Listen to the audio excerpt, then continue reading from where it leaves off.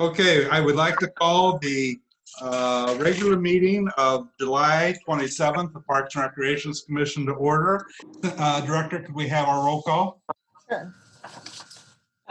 Chair Boley, Present. Vice Chair Caldonado, Present. Commissioner Armstrong, Here. Commissioner Cohen, Here. Commissioner Goodman, Present. Commissioner Crawford. Hold on, let me check. Okay, he's still not here. So Commissioner Diaz Here. and Commissioner Lamort. Okay, could we have the report on the posting of the agenda?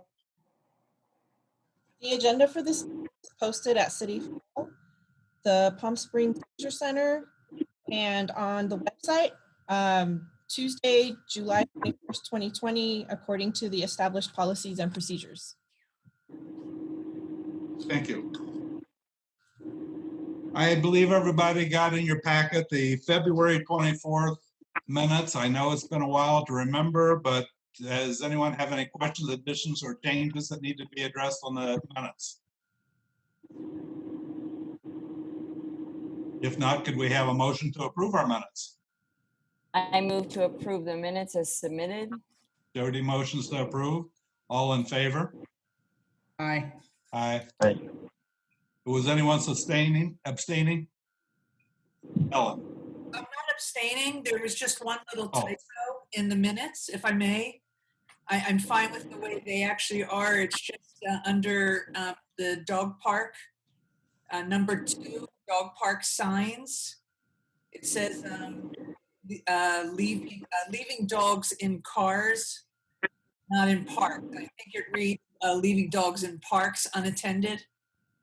And I believe it's leaving dogs in cars unattended. Very good. Leaving them unattended in park should be there too, though. That would be a responsible owner, yes.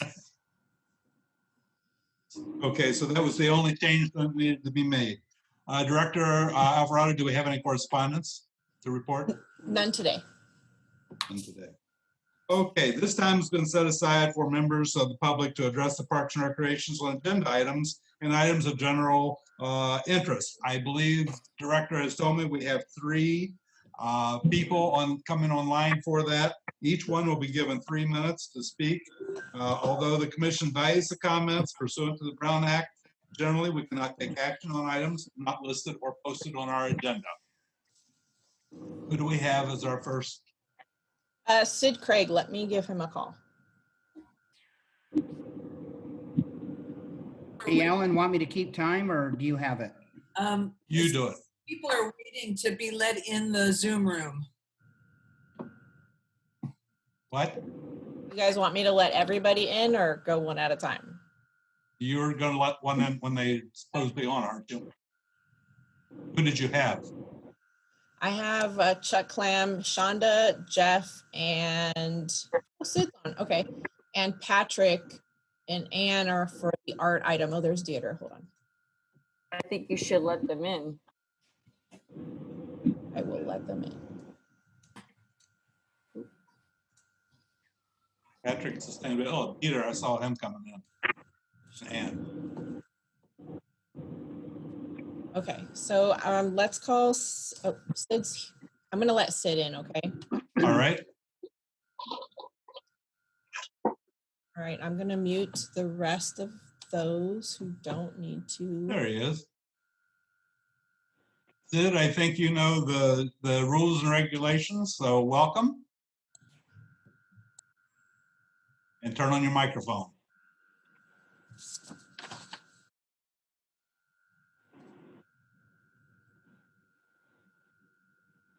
Sid, you're still on mute. No, you're not. No? Sid, if you press the space bar, it should, and you hold it down, it should unmute it for you.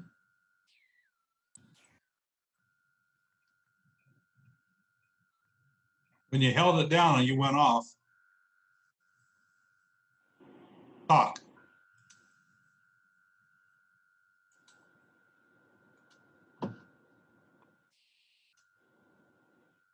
1, 2, 3. 1, 2, 3. Hear you. Okay, Sid, welcome.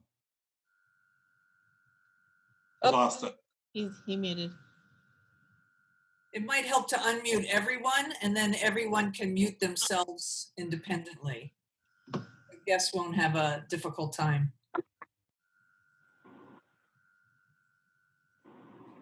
Does the lead have an unmute button for everyone? I just muted everybody. Let's see if I can. Hey, Sid, if you hold the space bar down, it'll unmute you, but you have to hold it down the entire time you talk. There you go. Okay, Okay, go ahead, Sid. thank you. You have 3 minutes for your public comment, sir. Oh, I didn't know you had already started. All right. Yeah. Who's calling in? Okay, comments that I wanted to make was, I watched the city council meetings, and I have for the last 15 years. I've been at, I think, 90% of the meetings in the last 15 years. And the last 15 to 20 minutes of the last meeting bothered me from the standpoint that I have served on 10 boards. This is my 3rd commission. I've served as president of the Police Advisory Board under 3 chiefs, and I'm a active, involved citizen in this community. And when I hear some of the council members make the comment that they really didn't feel, and maybe I'm paraphrasing, the need to be able to have comments from the Measure J or the Parks and Recreation Commission, I take notice with that. Because I've been involved in this community and I take pride in it and I enjoy it. And the fact that anything that we have to say from these 2 commissions should not be taken into strong consideration, regardless of the decision that's made. I respect everybody's right to make their own decisions on something, but they should hear everything that's being said. And the fact that the comments from a few of the council members was basically throwing us out with the bathwater, I felt, of the Parks and Recreation Commission and the Measure J Commission. I personally found it offensive, and I found it disrespectful, and I hope that clearer minds prevail and that our opinions are welcomed and listened to and discussed, and then decisions can be made.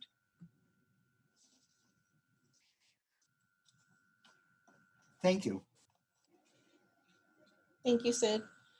Our next public comment is from Mr. Bernstein. So if you will unmute yourself, Mr. Bernstein. Okay. Can you hear me? Yes. Okay, so Chairman Valley, Vice Chairman Caldonado, and Commissioners, my name is Jeffrey Bernstein. I'm the owner of Destination PSP, a board member of Main Street Palm Springs, the Downtown and Uptown Business Association, and Measure J Commissioner. Thanks for giving me the opportunity to speak, and I want to address the Commission this evening in regards to prioritizing park funding. As you're aware, Measure J has set parks as a primary focus for use of Measure J funds. During the past few years, we have approved many different projects, some of which have been completed, some started, and some not yet started. In January of this year, Measure J worked with the Parks and Rec Subcommittee to recommend another series of park projects, which we had planned to present to City Council during the May budget process.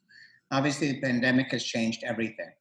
As a result of the budget shortfall, we're no longer able to fund all the parks projects we had planned.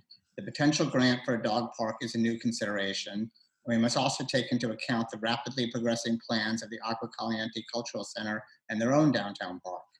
While the citizens voted some time ago on the plans for our downtown park, we are living in a new world. Many, I would suspect the majority of our residents and professionals in Palm Springs, now prefer a scaled down version of the city's downtown park. A subcommittee of Parks and Recreation and Measure J oversight, including myself, Measure J Chair Jim Kazan, Vice Chair Sidney Craig, along with Parks and Rec Commissioners Valley, Caldonado, and Goodman, sent a very positive letter to City Council asking that we pause the downtown park and consider modifications to reduce the overall cost and annual maintenance. Subsequently, Main Street Palm Springs, the Palm Springs Chamber of Commerce, and the Palm Springs Hospitality Association all submitted formal letters to City Council recommending a scaled down version of the downtown park. The business and hospitality community feel it's smart to not only save funds, but also to create a more open space that allows for safe, prudent, and not, that would remain prudent and not just overly optimistic, and a more open space would allow for safe, socially distant events. Measure J, which has been charged with the mandate to oversee and review Measure J funds, will be meeting next week to review. But during our meetings, we heard regularly from the community about desired community park improvements. As a commissioner, I feel that any extra funds should be used for community-based projects, improved ADA access, improved bathroom facilities upgrades, etc. I would urge the Parks and Recreation Committee to take into account the budget shortfall this year and years to come, the requests of the business community, the progress with the Aqua Caliente Downtown Park, and the wishes of our residents to prioritize the limited park funds we have. Community parks will be a win for our residents, and a more open space downtown park will be a win for our business community. Thank you. Perfect timing. All right. Anne, do you want to speak on behalf of the item, or does your group just want to present?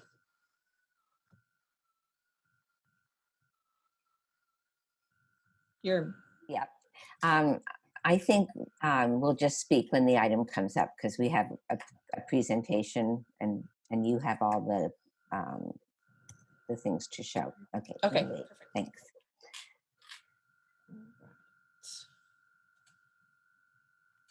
All right, Chair. That was the, that's all we had for public comment.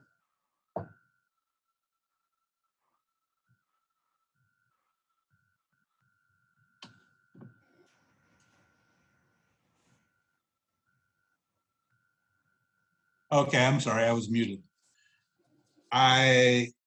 We don't have the city manager comments. I saw Marcus in the room, but I don't know that he's still here.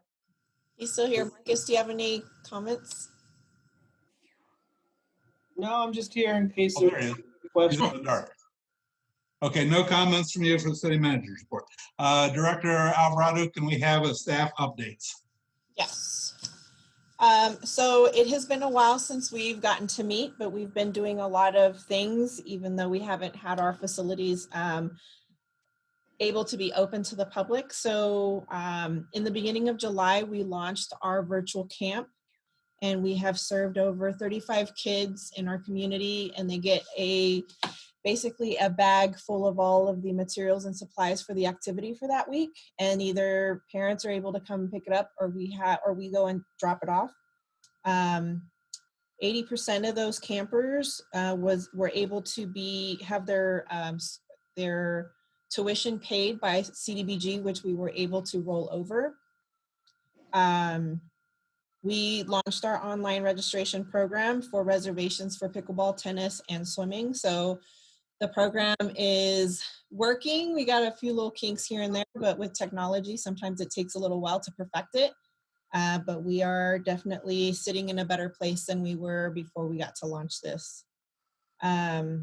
We are looking at resubmitting the Whitewater Park grant for round 4, which will be due in December of this year. We are hopeful that we will be considered so that we can get this 100% grant funded project for our community on the north end. July is Parks and Recreation Month, and after virtual camp, my team will be working on developing a mobile rec model where we either go out to the parks and chalk up some stuff, whether it's exercise related or just fun, or we can figure out something else to keep our community active while our facilities are closed. That's all I got. I would like to commend you on the great virtual camp that you have thrown together. There's some very imaginative things going on. I've been following it when I can. I can't be a camper, but I've been following it. Missed opening day like we always have done before, but it has been interesting for people. If there's no other staff discussion, our first discussion is project updates, verbal report. I believe that's where we will hear from. Hey, Chair, would you like Stacy to give Parks maintenance update? I'm sorry, yes. Stacy, would you have a staff report to take at this point? It's hard to see people. That's okay. Don't actually have a staff report, but the updates, obviously, the parks are still open. The restrooms are still open. We are ready for whatever reopening for the facilities or for any services. That's really it. We're there, we're ready to go, and people are enjoying the facilities and enjoying the parks, and the dog park reopening seemed to have gone pretty well. I think that's all I have. Are there any questions for either of the two department directors, either Stacy or Cynthia from the commission? Commissioner Goodman? Yeah, I'm just curious, when would it be appropriate to ask questions or maybe talk about back to school programming and what it might look like August, September, once camp ends? So you can ask those now. It's really going to depend on what we're approved to open. We are discussing almost like the virtual camp model for an after school type model. If I get approved to do a combination of both mobile rec and virtual after school program, I think that'll be really exciting for us considering all of our limitations. So the team will be focusing after this week to just put forth some type of model so that we can present and see if it's something that we will be able to do. We are looking at a model from San Francisco where they are using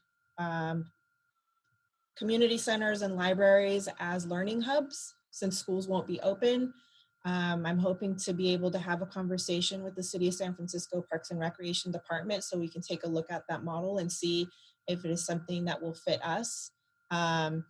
We are hoping that if it is something that the city is comfortable with moving forward, we will make sure that our efforts are for those students who either don't have Wi-Fi, don't have access to computers, so that we can really help close that learning deficit that we know does exist.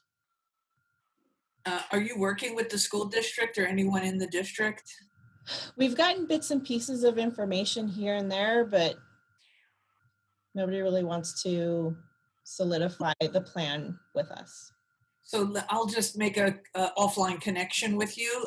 Today's one of the meetings today, they mentioned working with the Boys and Girls Club. So the ACES program, the after school program, won't look the same. I don't even know if they'll actually have an ACES after school program. And so they are looking for community-based programs to be able to send to families so families can choose what might be available for kids. And I know that they've entered into an agreement with the boy. Well, not really an agreement, but they're in conversations with Boys and Girls Club, and it would be nice if there were other options as well. I'll make that connection for you, Cynthia. Perfect, thank you. Thanks. Thanks, Alan. Commissioner Crawford, do you have a question for them? Yes, it's along the same lines as Ellen was saying. My question is about the early childhood literacy program. Will that be continuing, and how will that look with the distance learning and the COVID-19 situation? Right now, obviously, we had some staffing reductions. So I will have to sit down with Jarvis and his team to see what they plan or what they're capable of offering. We've talked about possibly doing some Zoom programming. We've seen a couple other cities do it. But just like with camp, it'll really determine on who has access to those tools. And we found that some of that was problematic with some of our students not really having great access to Wi-Fi or computers or being able to stay logged on regularly. I'm not sure at what point our early childhood literacy program that we used to host at James O. Jesse will get to come back. But that's something that I'm definitely open to discussing and seeing if that is something we can do with our staffing levels. Yes, thank you. Because we're Commissioner really Cohen. worried about that program. Were you done? Commissioner Yeah, I'm Crawford, were you finished. finished there? Okay. Commissioner Cohen, you had your hand up. Unmute.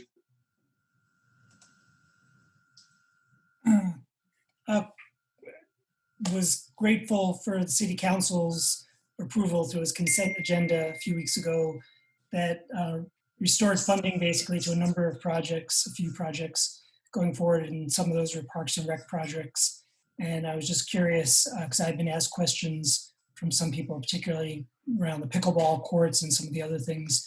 Can you give us an idea in this environment what that means? And is there any known timeline for the contractors who had submitted bids that there's not funding for? So Don is actually going to be talking about that when we get to project updates. So he'll address all of those. Great, thank you. Yes, if you see on our agenda, that is coming up. If anyone else have a question for either the two directors, Yeah, I just wanted to make a comment. go ahead. Yeah, it's more, excuse me. No, great job on getting the fence fixed with the light pole falling on field 5. Good job with your team out there. I really appreciate it. Thank you. I'll let them know. Commissioner Goodman, you have another question before we move on? Actually, just a big shout out to Stacy around the dog park. There, Stacy, excellent. She's gone. Well, I'm here. Oh, there she is. Excellent work, Stacy. I mean, there was a flood, there were broken pipes, you were right there. I mean, no grass grew under your feet. Thank you very much. Well, a lot of that was Ernesto and Conserve Care, so I'll let them know. Thank you. Okay, if there are no other questions, we can move on to our discussion and action items. Number 1, which is our discussion on project updates and verbal report. And as Director Crawford Alvarado said, we have Don from engineering. I think we also have our mayor and Mayor Pro Tem who know what's happening with our projects to add in with us on those. So I would just like to turn it over to Don and then we'll go from there. Sure. Thank you, everyone. I'm going to start off with some small wins that we had. The Youth Community Center fire sprinklers has been completed since your last meeting, as well as the laser leveling of the ball fields. If you remember, Palm Springs was going to host the Naga Cup at the end of March. So we did a laser leveling and lip removal of all the fields on Demuth. And unfortunately, COVID hit and the tournament was canceled, but we did get it done. So that puts us in good shape for softball season when we're able to open that up. So with regards to the pickleball and tennis courts resurfacing, that contract was awarded. We had a pre-construction meeting. They were tentatively scheduled to start next week, Monday. However, their contract documents aren't complete yet. So we're waiting to get all the signatures and their insurance documents corrected. So that should be scheduled within the next couple of weeks. What the contractors told us was that it will take about 10 working days or 2 weeks for the pickleball resurfacing and 3 weeks for the 8 tennis courts at Ruth Hardy Park. So we are, ready to go. We have a plan in place as far as notifications, and then as well as working with Cynthia's staff as far as getting the word out as far as when certain courts are available and when, just kind of keeping the community informed as far as the construction schedule. They feel that they can do it faster, so that might help. But it will also change, the dates that we will do the tennis courts. They plan to start with the pickleball courts at Demuth Park, and then when they finish, move over to the tennis courts at Ruth Hardy Park. With regards to park restrooms, I think that's one of the comments came through. As you may or may not remember, there was a subcommittee that kind of reviewed some of the plans with our engineer here, Mike Lightar, and the architect has moved forward, moving on to, while we were on this break, the selection of the fixtures, toilets, tiles, They're plugging away on the construction drawings. We should have final drawings relatively soon. And then once that design for Sunrise Park is complete, we could move forward and repeat that design at Demuth Park, Victoria Park. And then they're also working on some concepts at James O'Jesse.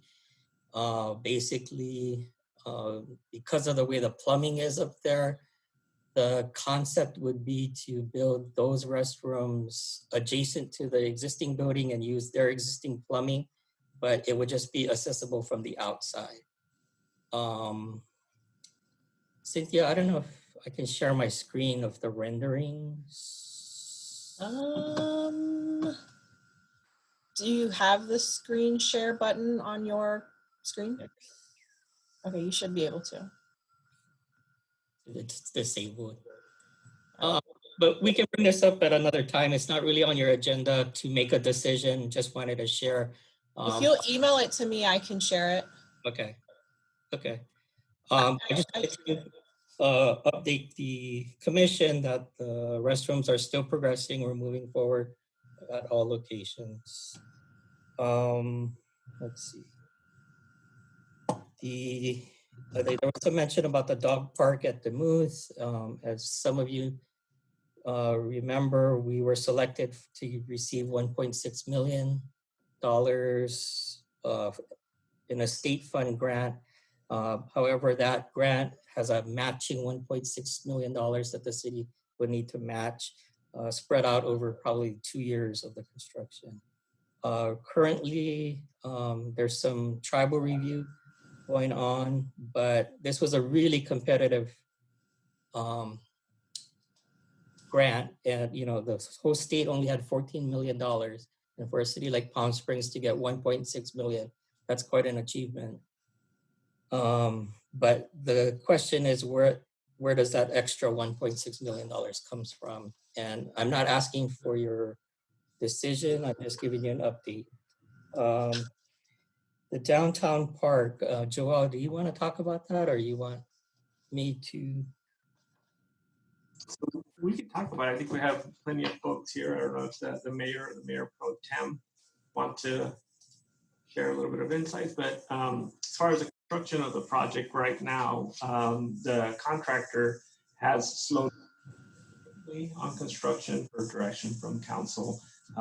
We are essentially all we're really working on right now is the outer shell of the police substation, because the blocks were going up. So there's not much more progress on the park than that. Pretty much we're working right now on options of redesigning it to be either very different version of the park, or a complete a scaled down version of the park that we could build up. But we're still reviewing options and working with the council liaisons to try to make the right decision to move that project forward. So that's pretty much about all I have on the park, unless the council, the mayor or the mayor pro tem want to add a little bit more. I spoke with the mayor and the mayor pro tem in the last week, and I would like for them to step in and give us direction at this point as to what they're looking for from our commission. Sure, I'll go first, but Marcus is probably the best one to sort of do an update on what he's working on. So, I mean, what council did was say that we want to do the scaled back park for now and put the materials in storage until we see what the money situation is to move forward on the original plan. So Mayor Pro Tem Holstage and I met with staff sometime last week, and there are a couple options, which each would have been about $1 million in various landscaping. And we both sort of asked them to look at some options where any money spent wouldn't have to then be ripped up and respent to do the long-term design, if that is what we decide to do. We want to be as cautious as we can with the funding, given all the other projects, obviously, that we're looking at in parks. So that's as far as we got. I know that Marcus was working on getting some other options. So I don't know if you want to add anything, Christy, and then Marcus, maybe you can just share what kind of options you think you're going to be bringing to council. Thank you. I think that's everything. But I did want to say in response to Sid Craig, our commissions and your work and your input is really, really important. And obviously we want it on every single park issue, every single Measure J issue. So we really appreciate it. The downtown park is complicated because we are in construction and we have contractors that we're engaged in contracts with, just so you know. So the downtown park is, we want your input still. Marcus can kind of go over what the options are. We're still figuring it out as we go, but there are legal impacts to the city council in sort of what gets completed and all of that. So I think don't hold any comments we make at 11:30 at night after 9 hours straight against us. But I think that was some of the conversation is this one is quite complicated because we are changing an existing contract. But overall, I think we have a few options here, and Marcus is looking at the different costs. How much we can save, how we could do a phased approach to maintain the design if we're able to do it later, sort of all of those options that we will want public and your commission input on.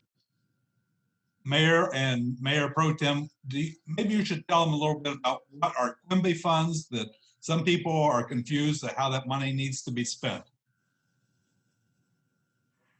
Sure. I mean, Quimby funds are paid by developers that have to go to parks. The Measure J funds obviously are from a whole bunch of, all infrastructure, although there's $1 million a year in community projects, which I know those who were on the commission during the retreat, we met on and talked about those. And I know there were about $2 million proposed to move forward on neighborhood park improvements. And now we have the 1.6 million grant, but that's a matching grant that we need to do the Demuth Dog Park.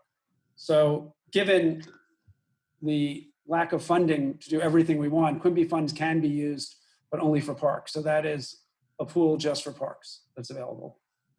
But there's not the funding currently to do all of those projects in the short term, although I think everyone wants to see them all done in the long term.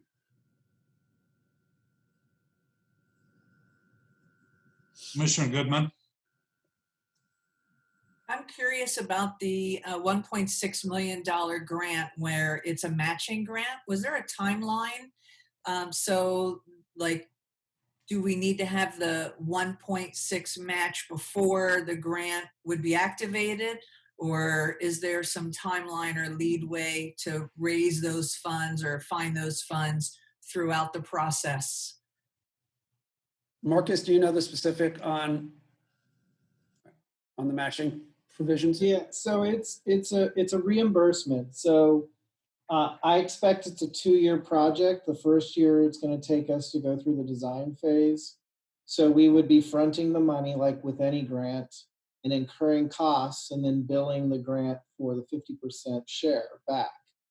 So, at the end of the project, when we finish, if we were to proceed with this and finish construction, we would be needing the reimbursement for the 50%. So you would incur that cost over the 2-year process of the project. So we basically borrow our own money to get repaid at the end. I think part of what we need to do is give them some kind of an idea of our view of what's next, what we want to accomplish next, and what direction we want our parks to head in on. I was going to consider that quite possibly we should resubmit our list of 10 items that we gave out in order that they could do if they got funds. I know I heard that there might be funds available. We have this list number 1 through 10. Does the commission feel that maybe we should resubmit this and work on those items?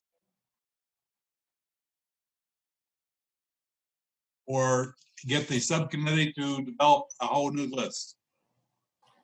Alan, if you could just share with us that initial list before we? Oh, okay. Well, can we do that when it comes to the ad hoc reports and updates? Because we're kind of out of our agenda right now.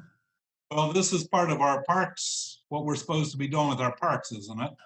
Well, it's a project update, and now you're taking it kind of to the left a little. All right. If I can add as an update before you move on. So the council talked about at the last council meeting that on August 6th, where we're holding a special meeting to decide a number of different issues, that we would have a more in-depth conversation about all of these park priorities. So it would be helpful, I think, to get some input before and that would be an initial conversation. So it wouldn't be deciding a lot of final action, but I think it would be helpful just for your information. That's when it's going to go forward. As we talked about the downtown park, the $3 million in savings for doing a reduced footprint, the dog park, the 1.6 match that's needed, and then the other parks and priorities that had been identified by this commission and others. Mm-hmm. Yeah. No, I would agree with that. I think having all that, as we discussed it, would be helpful. And Cynthia, just having those as attachments to the staff report, probably on the downtown park options, would be probably helpful for council and the public to sort of see the breadth of all the different park things that I think the commission and I think the council would like to see happen as well. But it'll be good to have that out so people know what is still on the table. Commissioner Charles Lamort, unmute. Charles, you're muted. Am I there? Now you're I have a good. question for Dom. Have we prioritized which of the bathrooms are going to be upgraded in what order? And if so, I'm curious what you've decided. Yes, so if you remember, we started with Sunrise Park. And then the Demuth Park restrooms, the ones by the pickleball courts, that was funded by CDBG. So that was approved by your council. And then Victoria, as well as Ruth Hardy Park, we anticipated that should follow.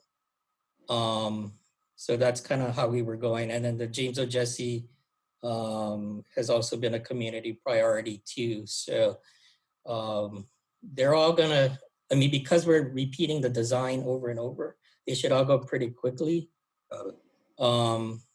We just need to finalize the plans and specifications. So that's kind of how it went. And then also speaking of CDBG, also it was one of your 10 priorities. If you remember these 10 park projects, you recommended in your January meeting, and then Measure J agreed with it in their February meeting.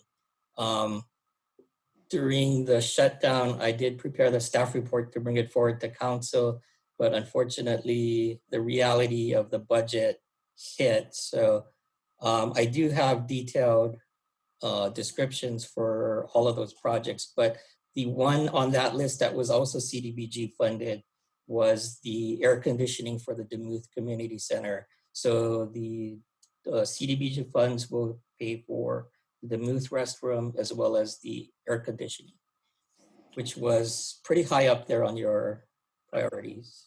So that will come off of our wish list, you're saying, Don? Yes. Oh, great. It was 300,000, folks. And I mean, Alan. Hi, this is Travis. Can I ask a question of the director? Yes. I had a question. Maybe I misheard it. And thank you for the members of the council to be here and the mayor and asking about participation. But did I understand that a letter was sent to the city council by the subcommittee along with the Measure J subcommittee? And what was the content of that letter?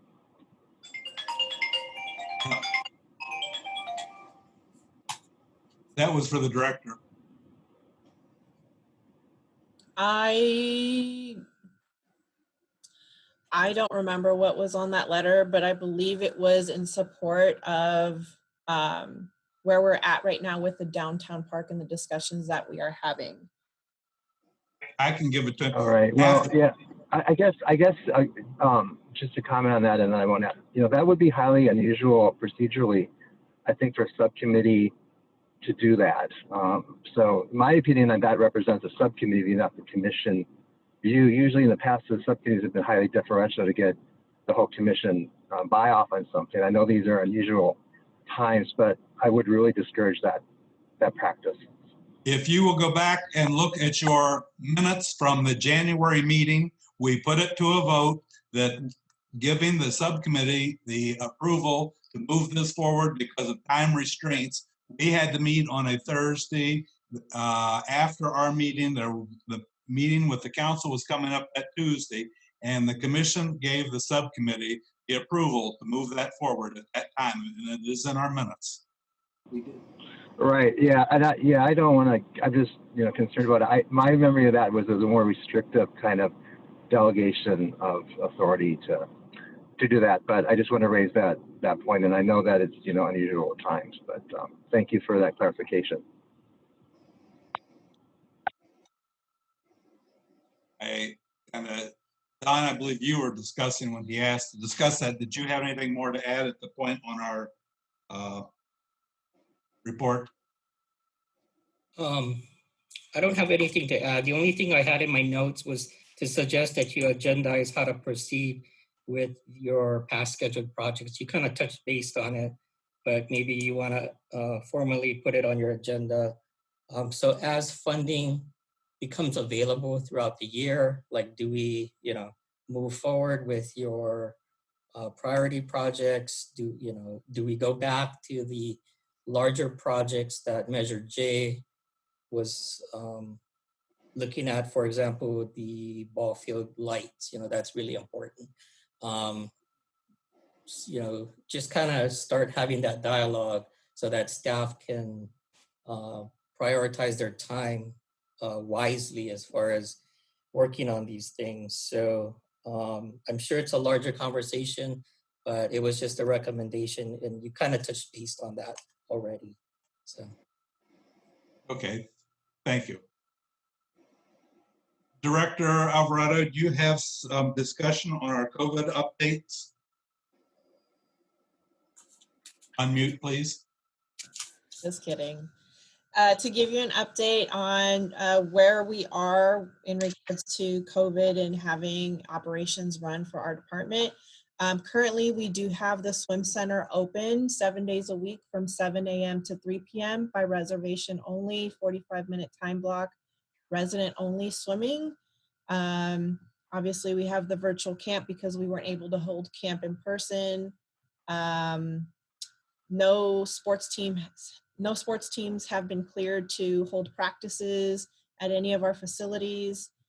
We're not currently approving any kind of park permits because of the gathering numbers that are currently in place or not in place. And that's kind of really where we are. So we're having to be very creative on the programming that we can deliver to our community without having to actually be physically together, which is very painful for my department.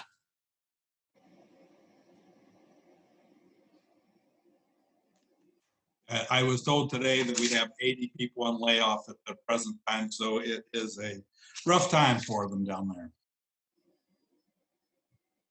If there are no comments or questions for the director on that, I would like to move our discussion to our art projects at the park and community center. And I believe we have Patrick going to update us, and Ann, or that's up to you who's going to take it. Okay. I'll turn it to Patrick. I thought I'd start and then let the one commissioner and one contractor from our commission who have come up with some great ideas. The Public Arts Commission has been committed to getting art out of just downtown and really throughout the city, especially the parks. And we firmly believe that to do this, we should work with the Parks Department and the Parks Commission. We'd like to get out of the business of putting sculptures down in front of things that half the people like and half the people don't like. And we've had a wonderful experience with the Parks Department putting up the road signs by Kauai artist Gerald Clark, which are in a half a dozen of the parks. And one of our commissioners went out with someone from the Parks Department, found the exact right place for each of them, and the city installed them. So it was a great relationship. I understand this morning also, I don't know if this was Stacy or someone else, but that one of our benches downtown was hit by a car and left skid marks. But someone fixed this by 5:30 this morning. So we appreciate Yes, it. ma'am. Whoever it We are was. committed. We are committed to art. You guys are great. It's amazing. You wouldn't believe what can happen to a piece of art. Anyway, in order to sort of advance this idea, and maybe Cynthia, you could put up the first sheet that I gave you, which is about the artist in residence. We have, there we go. We have contracted with Patrick Sheehan, and I'm going to ask him to tell you a little bit more about what his background is, but to serve as artist in residence for the Parks Department. And what this means is we would like him to work with the Parks Department staff and the commission to survey all the locations in the city parks where art could be installed, or in some cases repaired or restored. There's some murals that have been there for a long time and are in very bad shape. One of Patrick's specialties at Coachella Art is working with young people. He's done murals in the schools, and even with social distancing, could probably work with small groups of kids even before the larger programs get going. But in each case, he would work with Cynthia and come up with projects that fit in with your park priorities. And secondly, we would like to ask the Parks Commission to appoint a subcommittee of 2 commissioners to work with our commissioners on these specific projects. Each one is running from about $1,500 to $2,500. So we have given blanket approval to projects that are approved by at least 2 commissioners. And if you would give us 2 commissioners to work with, I think that we could rather quickly do some of these projects during the summer and certainly into the fall when it cools off a little bit. I'm happy to say that we're at 9 benches downtown now and no sunstroke, which I'm not sure how they did it. Anyway, I'd like to ask Patrick to tell you a little bit more. He has put together, which you could scroll through just for people to look at. This is a list of about 20 potential sites that he's already identified. But none of these would go forward without talking to this subcommittee of the commission. So hopefully this will, yeah. Okay, Patrick, you want to just talk a little bit as it Sure. goes? Great. Thank you, Anne. Good afternoon, everybody. My name is Patrick Sheehan. I run Coachella Art. We are a 501c3 arts nonprofit that works with local elementary and middle school kids, with both here at Palm Springs Unified School District and students down Valley as well. And my background, I've been working in the nonprofit art space for the better part of 20 years, a working artist, had a gallery at one point over at the Backstreet Art District. Father of 3, all 3 kids are artists, pretty good artists.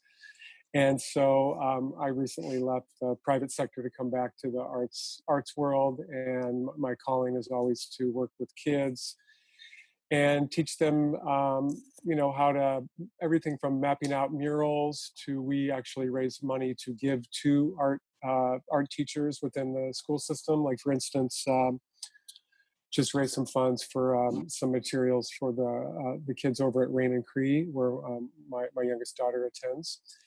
And so we're currently working already within Palm Springs Unified on a couple mural projects and some proposals, but have been, and I'm a former arts commissioner myself a few years back, and currently working with Anne and her commissioners on art projects. And this great idea came up to help beautify our parks on a very modest budget through benches, painting trash cans, just beautifying, with a small amount of resources. There's each park could use colorful benches painted.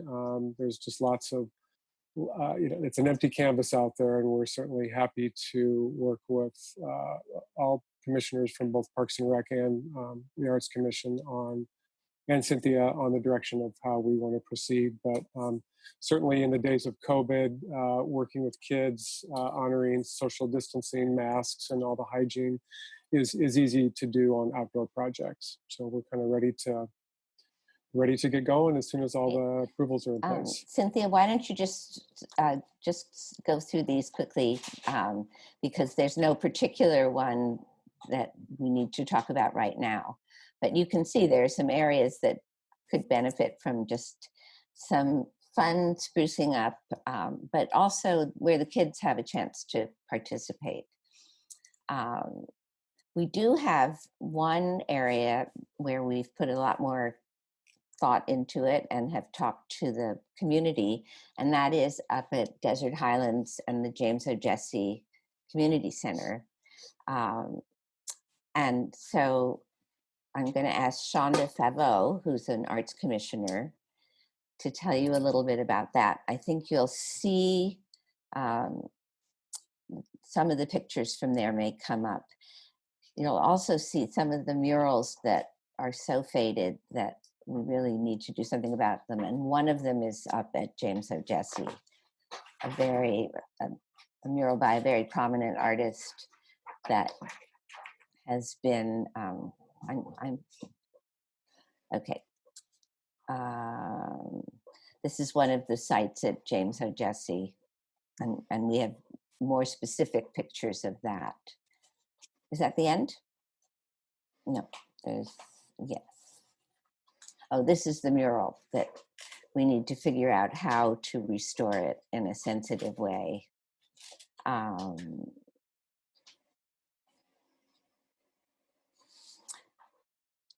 here are some of the benches. I might add that the kids will be painting these benches with the assistance of there will be opportunities for the kids to paint some of them, and in some cases we'll have professional artists working with them. But this is something we're very excited about. Shonda has been meeting with the people at the Desert Highlands Improvement Committee and also at James O. Jesse. And she has identified, well, I'm not sure how many, six, then we need the next page. It's, I think, six projects that they're there. Okay.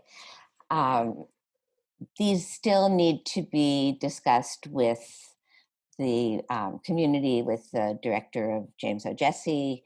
But just to give you an idea of sort of what could happen in one particular park, Shonda, do you want to just tell them what sort of the I would idea love to. behind Can this? you all hear me okay? Yes. Can you hear Yes. me? Okay, good, Yes. perfect. I thank you so much, Parks and Recs, and the City Council for allowing me to speak today. I'm super, super excited about this project. I mean, our communities are going to need Parks and Recs more than ever, because they're going to need an affordable, easy place they can go to day in, day out on a weekly basis. And our parks are going to be someplace that they'll be able to go and reflect and really find a creative space that they can enjoy from being sequestered in their house for so long.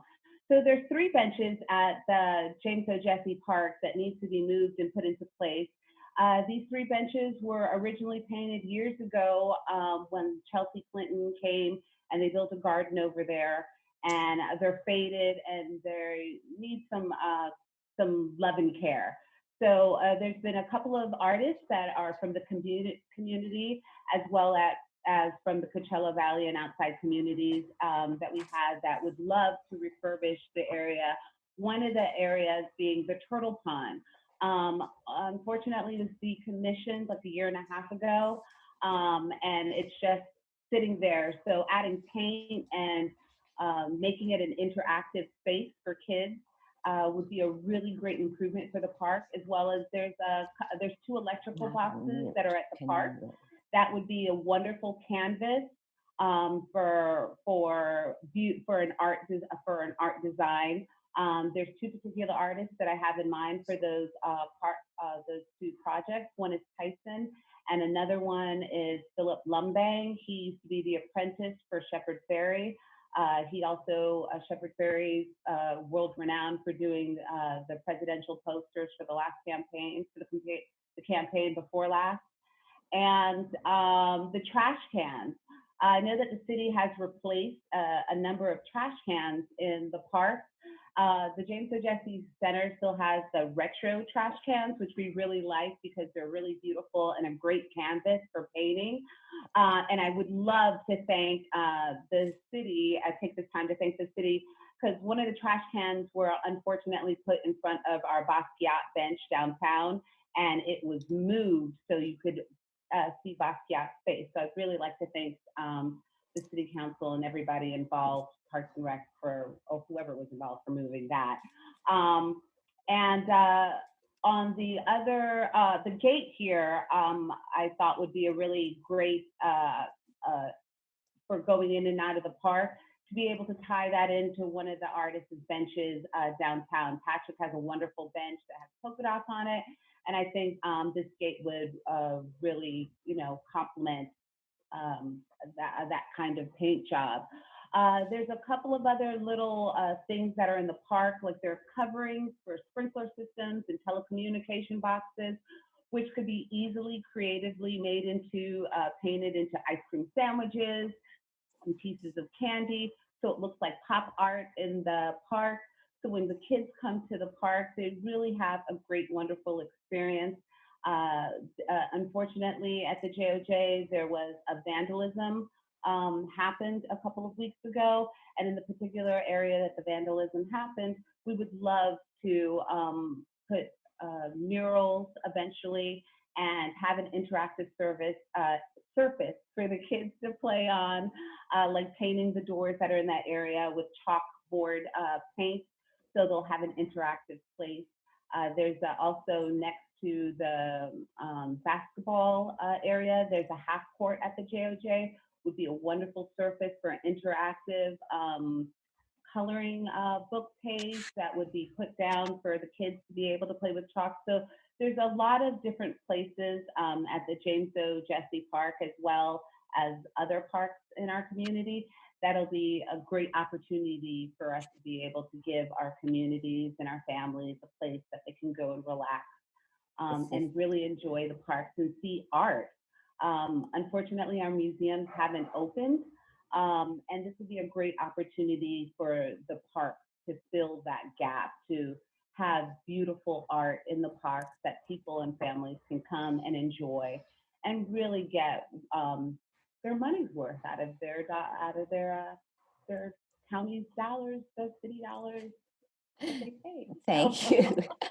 As you can see, we have no problem with enthusiasm on our commission, just like yours. We all have a long, long list of things. Here's things that we couldn't fit into this first idea.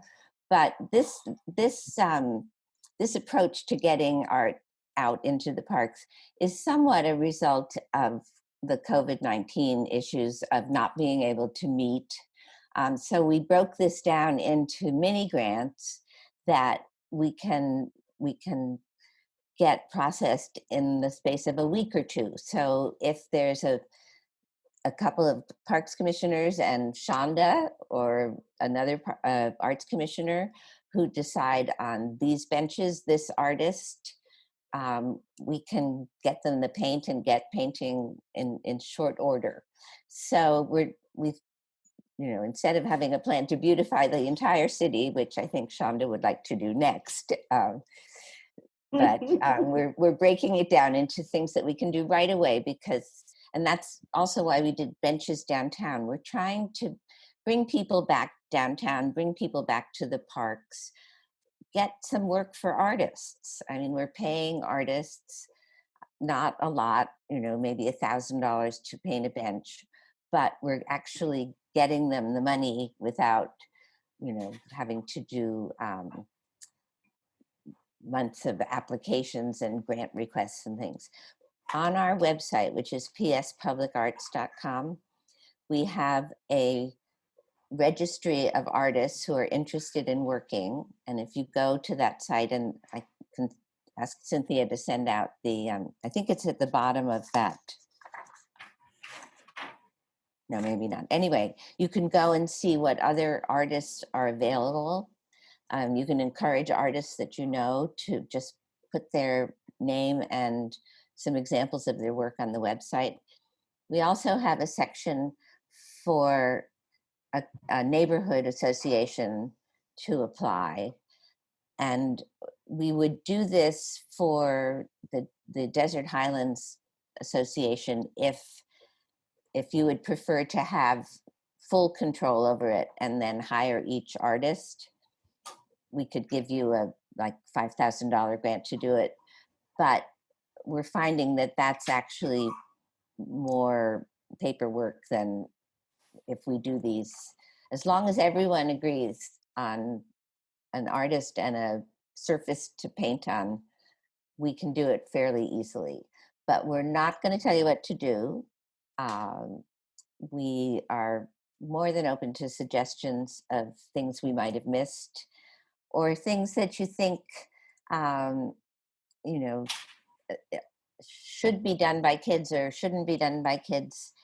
One of Patrick's ideas is to have some areas painted with chalkboard paint so that kids can draw things and then they can be erased so that someone else can draw something. On Facebook lately, people have been posting messages in chalk written on the sidewalk that are just sort of uplifting, kind of enthusiastic quotes. And because they're in chalk, they'll last for a while and then someone else can do it. So we're trying to do temporary. If you're downtown on the window of Soul Cycle, which recently closed and the storefront is open, there's a great big, they painted the window now and it says, "Be happy." So this is what we would like to do with you for the parks. Any piece of equipment you can think of, we'll try to help. And I want to thank you for making our commission part of this. I want to thank you for making our commission a part of this. I want to thank Shonda and Patrick for bringing us up to date a little bit on the information. I do have one question on the subcommittee. That's going to meet with your people as a subcommittee? It's going to work yes, it could meet, but it's more project oriented. Like two of yours, two of ours will work together on things? Right, and it doesn't have to be a formal meeting. It's like for putting that together, I would like to go to the person who brought this to my attention first and ask Jody if she would be interested in one of those subcommittee positions. Yeah, I'm raising my hand, Ellen. I've been trying to interrupt you. Yes, I'd love to volunteer to be on the subcommittee. Is that what you were? And it looks like Chuck is raising his hand, yes? Unless. Charles, Chuck, you would fit. Okay, so we'll just do two then at this point. So right. We'll have then Jody and Charles. And we've done it just through emails. In other words, Shonda might write to you two and say, what do you think about this bench, this artist? And and in a lot of cases, I'm the second arts commissioner because a lot of people, our commissioners, are working on so many different things that I'll just sign on as the other arts commissioner. But we've been practicing with David Reddy's office, and we have a one-page contract that we can do. Yes. For as long as I've been on the commission, Craig has tried to bring us together with the commission. So I think it's great. Someone having a question I'm hearing? Yeah, this is Commissioner Armstrong. Well, one, I think we may need to make a decision that we want to do it before we have committee members and have a discussion, because I have a concern. Are we saying that we're going to appoint some commissioners and then along with arts commissioners, that's the decision-making process of these designs and not come back to the full commission? That's a question I have. And I have a number of other questions as well. Okay, that's what we decided. Again, on these very limited grants, they don't go back to the full Arts Commission as long as we have 2 arts commissioners working on a particular project. And again, we're talking about maybe 1,000. Yeah. Right. I mean, my question would be for the director. I think there's some language about certain things have to come back to the full commission, things like plaques and things like that. I've never heard of us delegating something happening in the parks this way. In deference to the Arts Commission, it's not up to them to decide, for 2 people to decide. And so really this should come back to a full commission. I just think that's our better practice.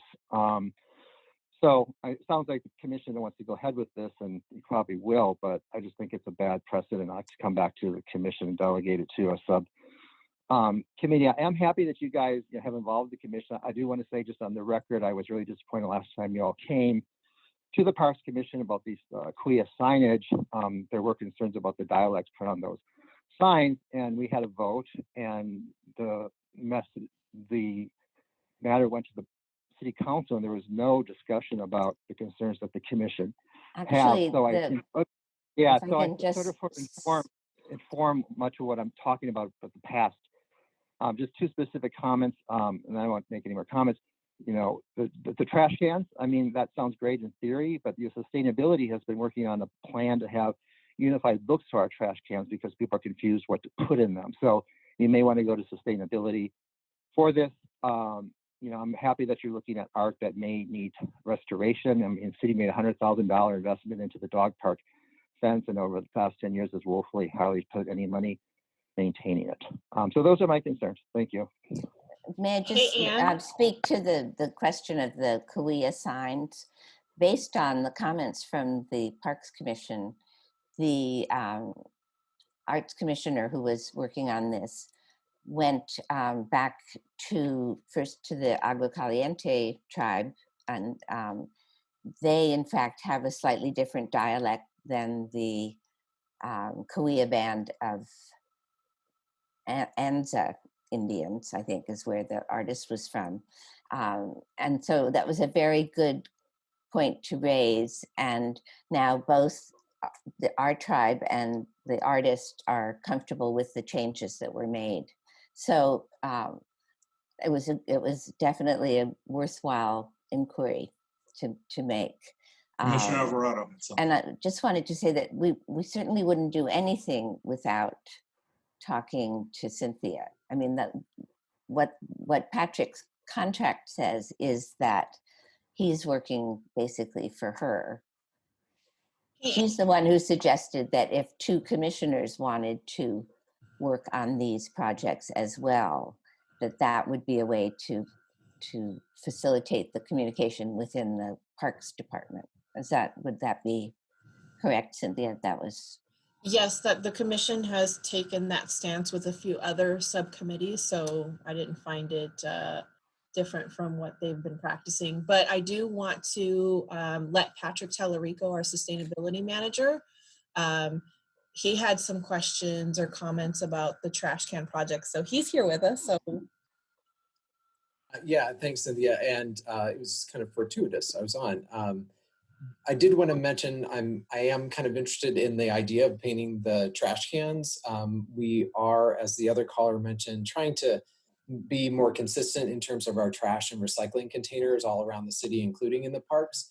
But the parks are sort of unique because they've got a lot of existing infrastructure, and we wanted to find a way to capitalize on that infrastructure and just modify the things that are there to the extent that we can, and then and add things as we need them. But there's a lot of infrastructure there. I think we could do a lot with the painting, and we were actually going to reach out as soon as we had our plan together to see how we could get those painted. But we're happy to assist with funding if we need to do that. But we might want to chat a bit about kind of the concepts, kinds of ideas that we had in terms of what needs to be on there and that kind of thing. But creativity is awesome, and look forward to maybe working with you guys on that and maybe some of the other parts.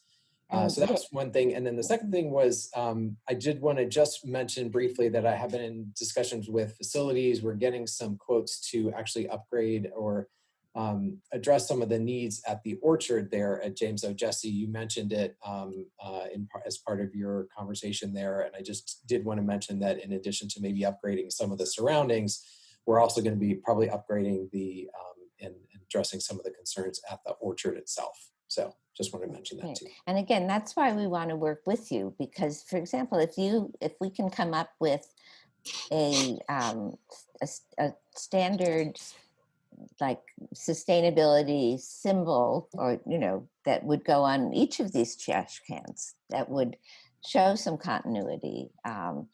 But it's amazing when you turn these things over to artists, you get things you really hadn't thought of before. Rwanda.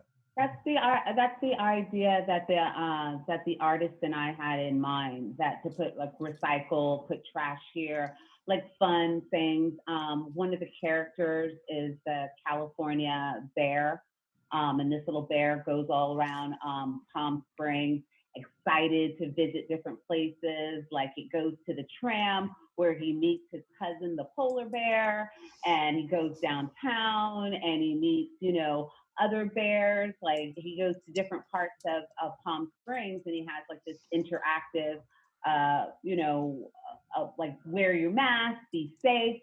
So this little guy has a lot of like really positive messages that he'll pop up around the city, including our parks, and letting people know how to be happy, healthy, safe, and how to enjoy Palm Springs and what particular sites that they need to see. Like the little bear will pop up in front of one of the sculptures and say, oh, take a picture here at this angle, great picture of the mountain. So we definitely had some of those things in mind to make their trash cans, because I believe at the James O. Jesse, there's only 3 of those concrete trash cans, and one of them's broken. So it's not a lot of trash cans. I know that the new recycling bin was put in, but then it was taken out, and then so there is still a need for more trash receptacles up at the facility. But we definitely want to work with you on making all the trash receptacles in all the parks cohesive, because I think you'll find this character really fun and really happy, and it'll make people want to throw trash in the corrective places away. And that's just her plan for the next month, just so you know. Next week. Right, next week. I would like to mention, though, just in general, talking about all the parks, there's actually a section in the Public Arts Ordinance that says that this fund, which is just for art, may not be spent on street furniture, benches, shade structures, whatever, unless it says in large numbers, they are part of the planning for the park itself with the input from artists. So what they're saying in this sort of double negative is that this art should not be an afterthought, like, oh, we just built a whole park, let's put a statue in it. So I would vote for no more statues for a while. But if you have artists saying, how about if the benches looked like this, and the light posts could look like this, and the shade structures, then it's fine to spend this arts money on it. And the last thing I would like to say, okay, the last thing I would say is that we really do consider these things temporary. And if these benches look shabby by the end of the summer, or people just want something new, then we'll do something again, because anytime you have kids who work on a project like we did this in my hometown, a teen center, the group of kids that work on it, they respect it, they keep it nice.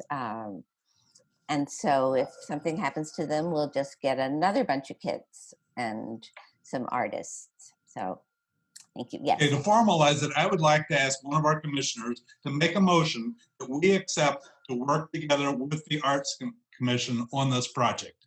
Can I have a motion from one of our commissioners? I motion And your motion is? to allow this process to go forward. You would like for us to jointly work with the Arts Commission on Absolutely. this? Absolutely. I second. We have a second from Commissioner Lamart. Are all the commissioners in favor? Can you say aye? We have a conversation before you vote. Oh, I'm sorry. Questions? Yes. Commissioner Goodman, you have a question. I want to go back to something that Commissioner Armstrong said, and that was around process. And so this is great. We're all going to vote for it. It's really wonderful. You've got your subcommittee put together. And it seems as if a process was jumped over. And this was just a great example, taking a vote before the motion is opened up for an entire discussion. So for me, I'm going to back Travis in saying, for me personally, what was really missing was a real conversation around this whole project, not just a pitch or a presentation, but really talking about themes and continuity and sustainability and really what will it do for our city and how will it look for our city. So that was missing for me. I just wanted to share that, and I do think there is a process that we could stick with every single time something comes to the commission through the department or however through the city. So Cynthia, could you put back that very first page in which we laid out the process? Excuse me. Are we at commissioner comments? Do we have commissioner comments right now? That's what we are doing right now, is our commissioner comments on the motion. Right. I think somebody else is speaking. I mean, one, I think the motion is vague. Are you guys suggesting that we're delegating the authority to the subcommittee? I think that needs to be clarified in that. But, I'm just concerned again that Arts Commission is coming. This is way down the pike already. We should have been, this should have been discussed earlier. I understand we haven't had meetings, but we rushed in already to appoint a subcommittee before we even had discussion. And then again, we're going to vote without any discussion. It's just disappointing to me that we're not following the process. And I cannot think of a time when it hasn't been an emergency where we've delegated subcommittee these kind of authorities. And all due respect to the director, just seems super rushed to me. May I just comment? I believe we're only allowed commissioners at this point, or can Okay. someone correct me? I'm fine with Ann commenting. I don't know what the protocol is. This is an Arts Commission program that our commission has voted the funding for.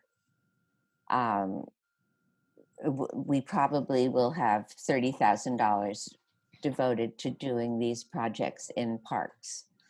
However, we're not going to paint any of your benches without having Cynthia sign off on them and the input of at least 2 commissioners.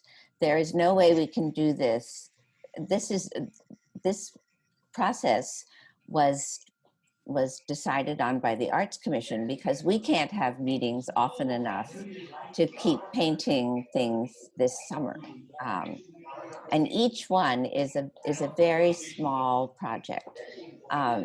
If you don't feel comfortable working with the Arts Commission, we will understand. But we have now done this with the Main Street organization downtown.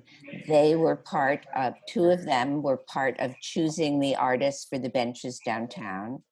We have painted on private property store windows where we showed a design to the owner. and they had to approve it. But this is meant to be a sort of small bore project that can be done quickly. And it's not that these two commissioners will be empowered to, drastically change every park in the system. We're talking about a park bench and the turtle pond. And again, we would not do any of that without Jarvis's complete agreement. So we're trying to do mini grants, and we're trying to do them in a time frame that helps the city reopen after all of the, all of these activities that have had to stop downtown, and all the programs for kids. And we would like to do something now to help. If that is not something that the Parks Commission feels comfortable with, that's fine. But it's the only way we can do it, because we can't have meetings, and we have delegated this process to, and it's not always the same two commissioners, by the way, that do a project. And if you would like to do it that way, where we'll send you a project and Cynthia can send it around and say, who'd like to work on this? That's another way to do it, so that anyone who wanted to could work on one of these projects. Commissioner Cohen, you had your hand up. I did. Just for the sake of time and how much time we're spending on this, and still more to go on the agenda, I have a recommendation, which is maybe a slight change to how we worded the motion, which is maybe we can limit this to a pilot project and choose either a few or one particular location, or a few elements at a location to try this out, and give the subcommittee people the ability, especially as difficult as it is right now for us to get together on a monthly basis and go through an agenda, allow this in the spirit of the good nature and the generosity that is being offered, to be able to go forward, and to allow Shonda and Sheffer and others to work with us, but to make it comfortable enough for this committee that is done just, there's some boundaries on it, and we can try it and know that it's not going to set precedent, that suddenly it's going to be in every one of our parks and running rampant. Actually, I forgot to mention that we set it up as a pilot project also. Okay, well, It's for this commission, it's for 3 months, and so. Thank you. I was just suggesting how we somehow put boundaries on it, that I think that Commissioner Goodman and Commissioner Armstrong are making good points, but this way maybe we can begin to move it forward. You want to take that as a new motion and drop the motion that you had, Johnny? Yeah, that's perfect. Perfect. Commissioner Crawford had a question. Yeah, I just want to make a comment as well, just so that we're clear. Where will the money from the project come from for Coachella Art? I'm glad you asked that. And also, as the other commissioners are saying, it seems like Parks and Recs is always an afterthought. It seems like these decisions are already made before they come to us. And it's more or less, this is what we're going to do, and you guys have to accept it. Just as with the Kauai art as well. I mean, I'm not against the projects. I do want to see improvements in all the parks, especially Desert Highland, but it just seems like we don't have much say-so in these issues. Ms. Lamort, did you have your hand up over here? Question. Unmute. There I am. It seems to me that if they did not come to us, they would do it the way that the Arts Commission wanted to do it. And so they're kind enough to ask us to look at the projects and give our opinion of them. And so I really don't see where process is a problem for a park bench. I just think that they want to do it expeditiously. They've been nice enough to ask us for our input, and I'm very much in favor of giving them our input. We actually would not do this. This is Commissioner Armstrong. You know, the issue is, and I think Commissioner Crawford hit it on, this is a pattern, and it's a pattern at the Arts Commission, what I would encourage is our director to go talk to the coordinator. That encourage them when they start talking about using park space, that they reach out to us way earlier in the process rather than being presented something it's like do or die point. And so I thought that we had that discussion last time with the clear signage, and it obviously didn't sink in at all, but the commission needs to respect it. And, you know, there are certain jurisdictional things with the commission, Parks Commission as well. And so I think there's an issue maybe at the staff level. They can have some discussion about this so we don't have a third time of being 11th hour. I have to apologize if I did not make this clear. A couple of points. One, we would not put anything in the parks without talking to the Parks Commission and particularly to the Parks Department staff. We also are considering this a pilot project to see how it works to work with another commission. We are moving quickly because of the circumstances. This has not been something in the works for months. This is something that we voted on about 3 weeks ago. And either if it makes you uncomfortable, we will keep working downtown with the businesses that are very eager to have us do work there. We will still try to do something at James O'Jesse by working directly with the Desert Highlands community and the staff at James O'Jesse. But if you would prefer that we not even look for sites in other parks, that's fine. But we cannot, this project only works if the Parks Commission wants to work with the Arts Commission. And let me clarify something. I don't think this is about the Arts Commission. I think what Travis is saying, what Dieter is saying, and what you're hearing is this is a parks problem. This is a parks issue. And it's a commission issue in the way information is shared and discussed and ultimately voted on. Please, please don't hear it as an Arts Commission issue. Your project's fantastic. And with the signs for the Kauai signs, you took the feedback and modified it. So it's not about the Arts Commission. And I have to agree with some of the guys. It is an internal communication. Like for an example, we all experienced a vote was going to happen before there was even a group discussion. And that's just not the way that process works. You have a motion, you discuss it, and you can modify the motion based on the discussion. So I think to clear this up, I don't want to go as deep as David went with just piloting. I think if we just change the motion so it's very clear what it is, then we can all vote on it. So I just wanted to offer that as some clarification. Okay. And Cynthia, if you would put up the proposal that we wrote up for what Patrick would do in terms of coordinating this, it might answer some of the various concerns that people have. One comment I would like to make about the trash cans is I was very glad to hear that you're thinking about messaging on those trash cans. It is a real pain point, and I know that maintenance and operations will kind of share their experience. It's been very, very difficult to train people what's recyclable and what's trash. And the way the nation is going is blue is recyclable. And so we've been trying to get people trained. So I do think that if you're going to work on trash cans, creating some sort of art that messages what we're trying to train people to do would be really helpful.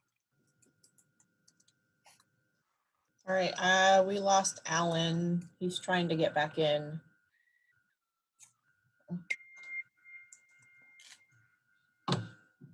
Let's, so do you want to, who would, Johnny, you had the motion on the table, so it might work for you to clarify your motion and say exactly what it is that the Art Commission and the Parks and Recs Commission are going to do together. Well, yeah, I just think that we should facilitate. I love the project. And I do agree with sometimes our commission tends to put the cart before the horse. Okay, that's here nor there. But in this case, this is a situation where they're coming to us. It's a project that they're funding, that they put, all the ducks are lined up. I just not sure on how to word this properly so that we can actually pass this so that we can get moving forward. Great. David, why don't you put a motion on the table? Sounds good.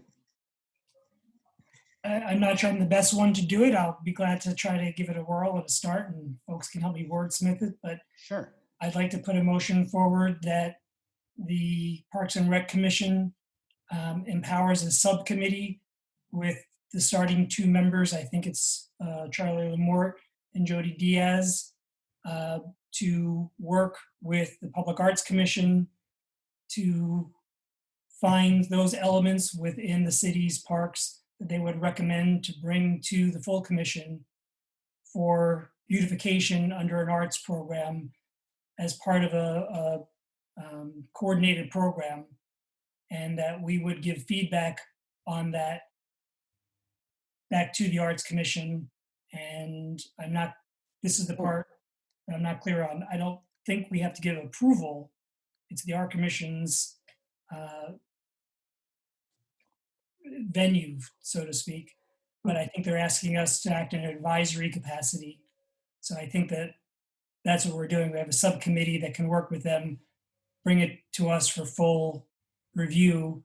We can then help comment on it and then give that back to the Public Arts Commission.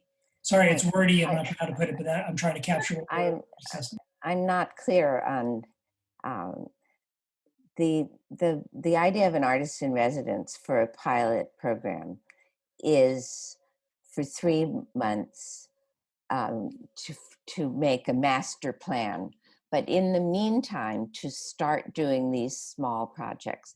And there's no point in doing it if we can't do it with Cynthia and a member or 2 of the commission. It doesn't mean we won't ever do another park project again, but this project depends on being able to start now in small ways. A bench here, a bench there. So Ann, let me put it this way, because I'm not quite sure after all this discussion the best way of going forward. Could you tell us what it is that you're asking for, and maybe we can put that into some sort of a motion? Asking that Cynthia can approve painting on a particular thing in a particular park, a wall, a bench, or whatever.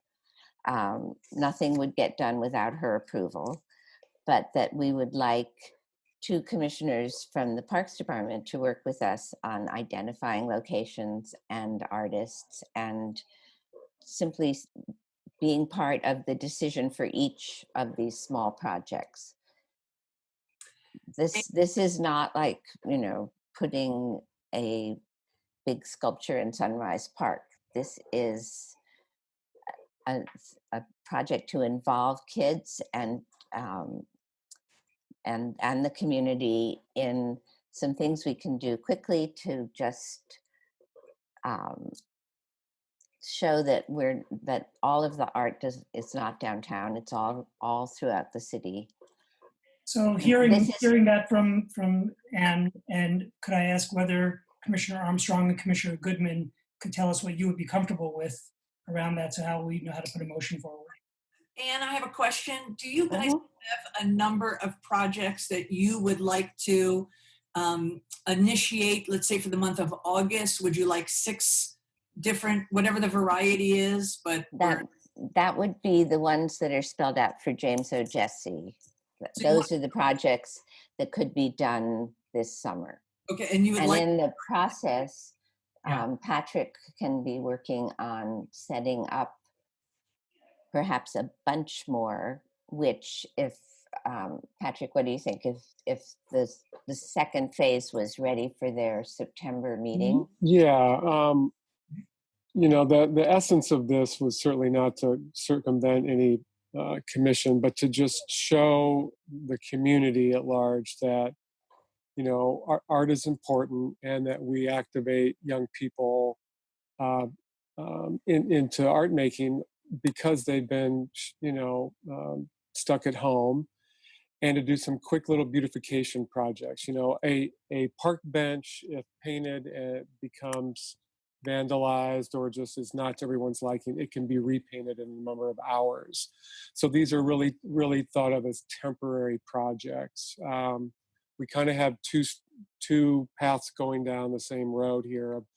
We want to work with James O'Jesse sooner than later to get some action up there, just because the facility needs attention. The benches need to be redone, and then also can be working on some other locations. And every park has benches that are terribly scuffed up that could be painted, you know, quickly. And maybe it's just one bench in each park and each playground to kind of show the Parks and Rec Commission that, you know, the project was done timely, it was neat, it was creative, it was fun, and to kind of work kind of those two plans independently but together. But I think if we throw it back to these full commissions for comments, we're going to get lost in the minutia, and it will be months before we're painting. And so that was kind of, I think, the impetus from our end. It's sort of like what has gone here. Our meeting has gone way over time already, and we still have agenda We had the items. same problem at our It would meeting. happen if we put this to the entire group to work on. That's why we have to have our subcommittee. Just look at the chat for a second and see if that's a motion that's acceptable. And if that motion's acceptable for the month of August, you'll come back in September with a new list, and then nothing will hold you back for the month of August. That sounds good. We're paying Patrick to work with the Parks Department to come up with a whole range of projects. So the commissioners know this does not come out of our budget. This comes out of Arts Commission, is the one that's funding this project. What Any I would like to questions on the- suggest is that you authorize him to work with the Parks Department on all of these projects, and that the ones that are already outlined in some detail at James O'Jesse and Desert Highlands be able to go forward without coming back to the full commission. At the your September meeting, Patrick will have a laundry list that may go, you know, well beyond what we're talking about now, and he can use the time in between to line up the projects in other parks. But I think we can go forward with Desert Highlands. Commissioners, what are your thoughts on the chat that Ellen put up there as a motion?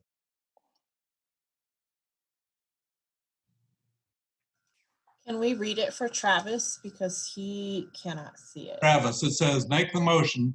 Parks and Recreation authorizes a subcommittee to work with Arts Commission and Coachella Art on outdoor painting and murals at O'Jesse. It really should be at our parks, not just James O'Jesse, shouldn't it, Ellen? Well, I was Right.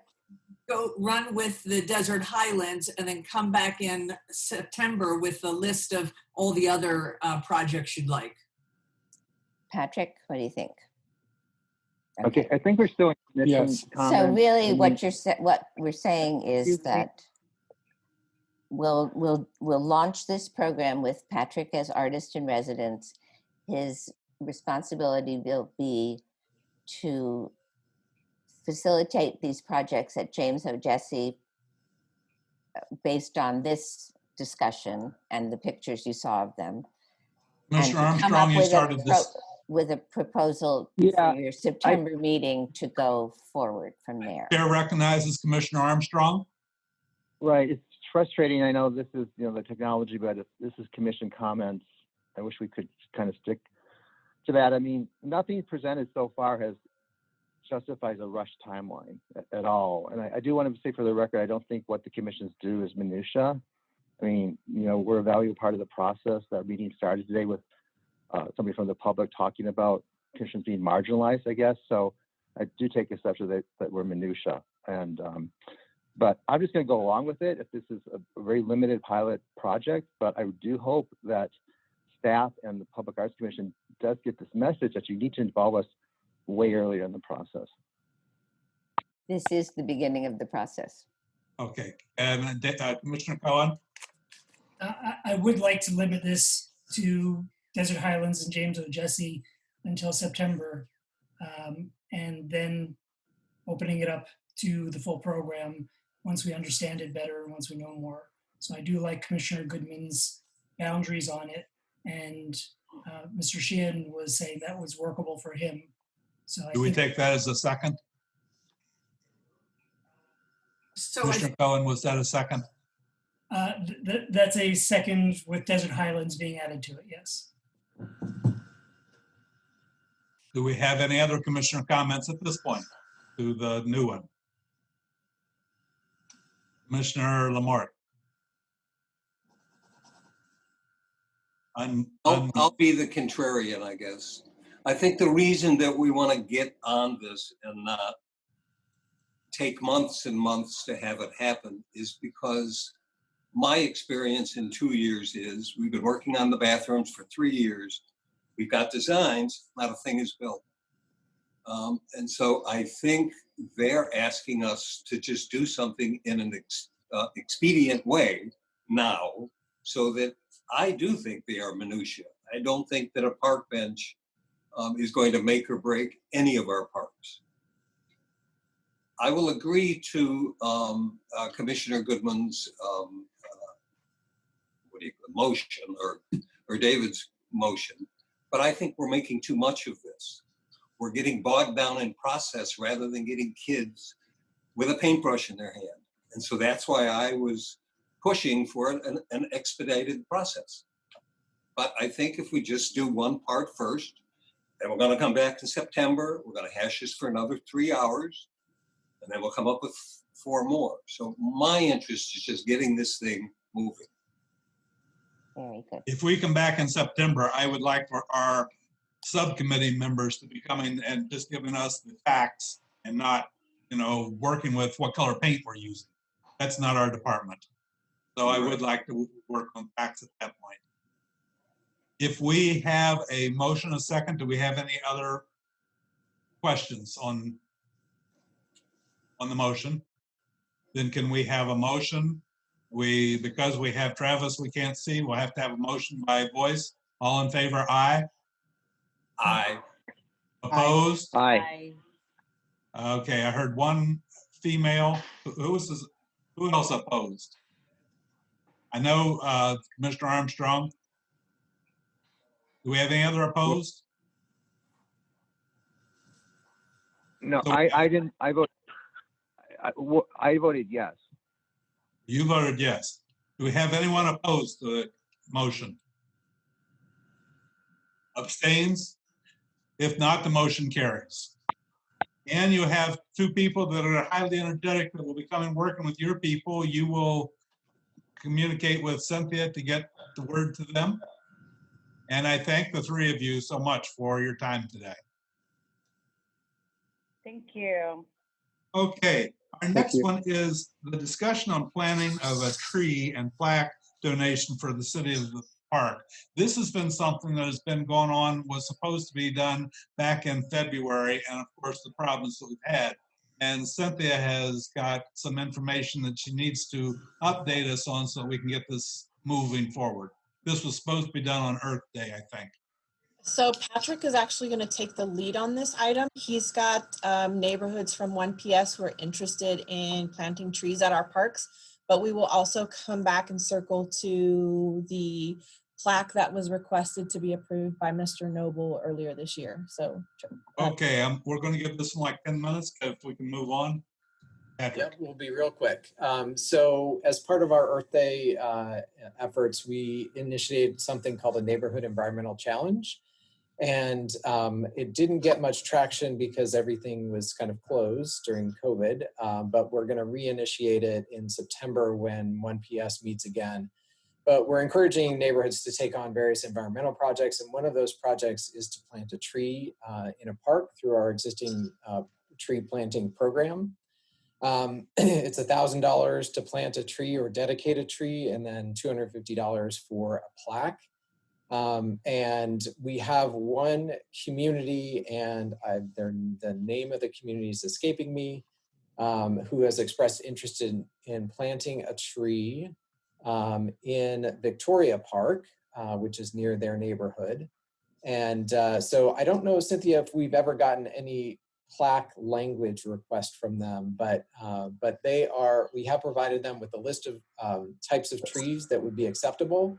And so they're going to review that at their meeting, I think in August. And so anyway, so what we'll do is we'll come back to you with the type of tree and I think the location that they want to put it and get approval from you guys to move forward with that.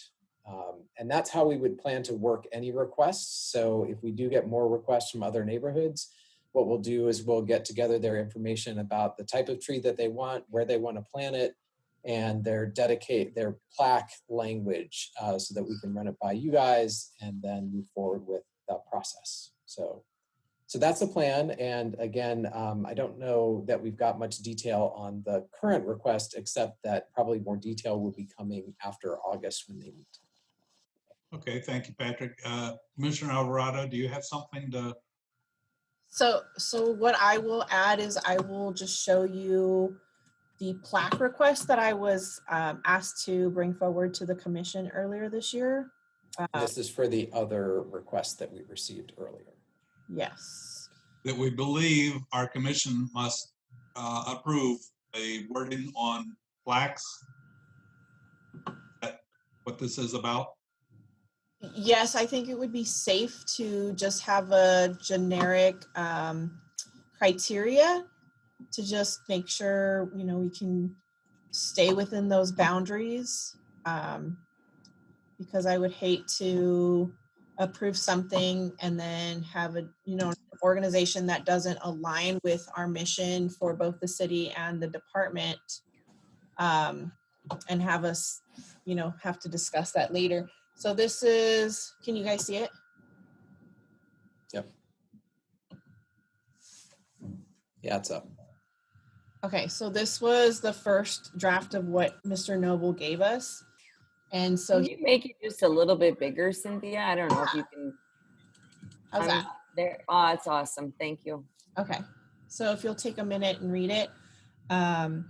I just want to make sure that we don't end up getting caught up in a situation where we say yes to one organization and then we get approached by another organization who we don't necessarily align with. What is the criteria going to be for us with approving these types of things so we can make sure that we have a balance and aren't saying yes to some and no to others? And just another caveat to what you're seeing here is we had actually talked to Mr. Noble about an alternative approach to dedicating a grove of trees in the new city park on our birthday. But so we did reach out to him again to see if he wants to move forward with this and did not receive a response back. But we thought we'd show this to you anyway, just to get your feedback on the plan, just in case he does want to go back to this at this point. So the second one is what he came back with later, which is definitely much more generic. So these are just kind of, you know, a real quick example of what the commission could one day take a look at if we don't, you know, really put our boundaries and criteria together for possible future plaque requests. I don't know that anyone too much is going to go out there and read every plaque, but all it takes is one to give our commission city a problem. That's why we need to be careful of what we do in the name of the city. Correct. I can't see everybody on my screen, so I don't know whether anyone's waving a hand for a. Commissioner Cohen has his hand up. I have a question, Chairman. Oh, there it is. Go ahead. Questions that for me are, you said that there are neighborhoods, and in this case, an individual along with Renova Energy. To Director Alvarado, we've talked about this a couple of times before about trying to find a venue, a means, whether it was the city's foundation, as a way of having people who are interested in making donations to the city. In this case, it's a tree. In other cases, it's been people who have wanted to donate park equipment or things that are needed at particular parks, or even benches or chairs or things like that. Is this, so I'm curious as to how we're allowing for this to be done. Maybe I'm wording that wrong, not allowing. What's the venue? So there Money is for the $1,000 come into the foundation? So there is an account currently set up that takes incoming dollars for these types of projects, right? So we have the tree donation, plaque donation, and the dog park bricks, and they all go into what is called, I can't remember the title of the account, but that's the account that I use when I charge for this specific item to be purchased.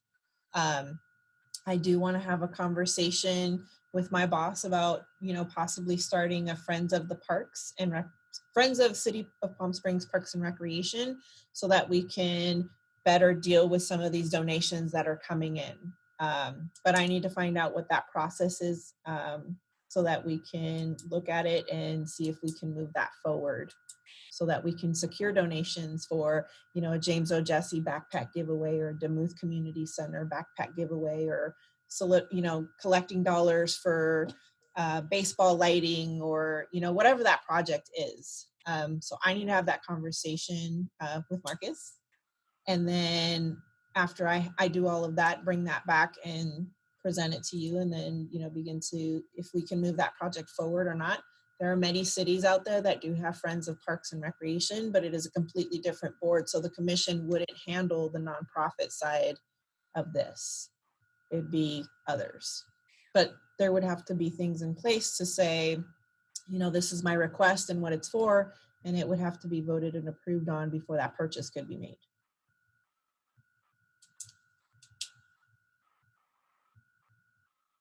We, as the Parks Department, would be the one that would pay for the plaques. Am I correct, Director?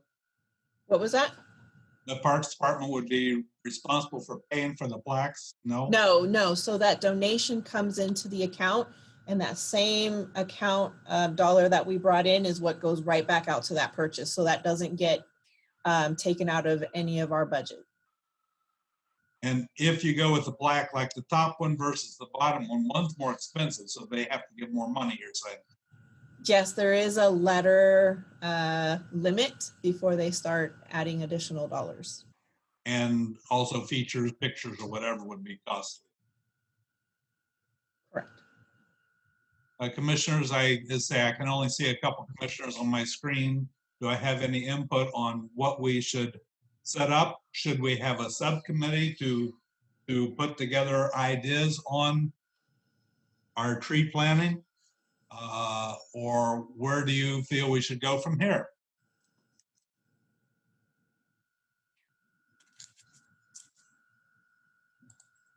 This is Travis. I have a couple comments and questions. One, I think that the fee schedule that was set out, that $1,000 and $250 or $300, in that it does say that all this needs to go back to the commission. I think that's on the city's website as well. And just so point of discussion, there is another program that Michelle Messian developed that has been languishing, where it's a legacy tree program. Rather than planting new trees, we adopt existing trees and upgrade their irrigation and things like that were so stressed that we saw during the drought.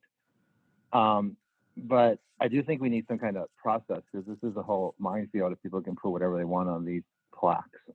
So I would suggest some kind of committee moving forward with that. And if I could just add, I think that, if we created a form that could be filled out with just the minimal or the maximum amount of information that they could have on it. And then of course they would have to submit it to us for approval before it got put onto a plaque. That's my contribution.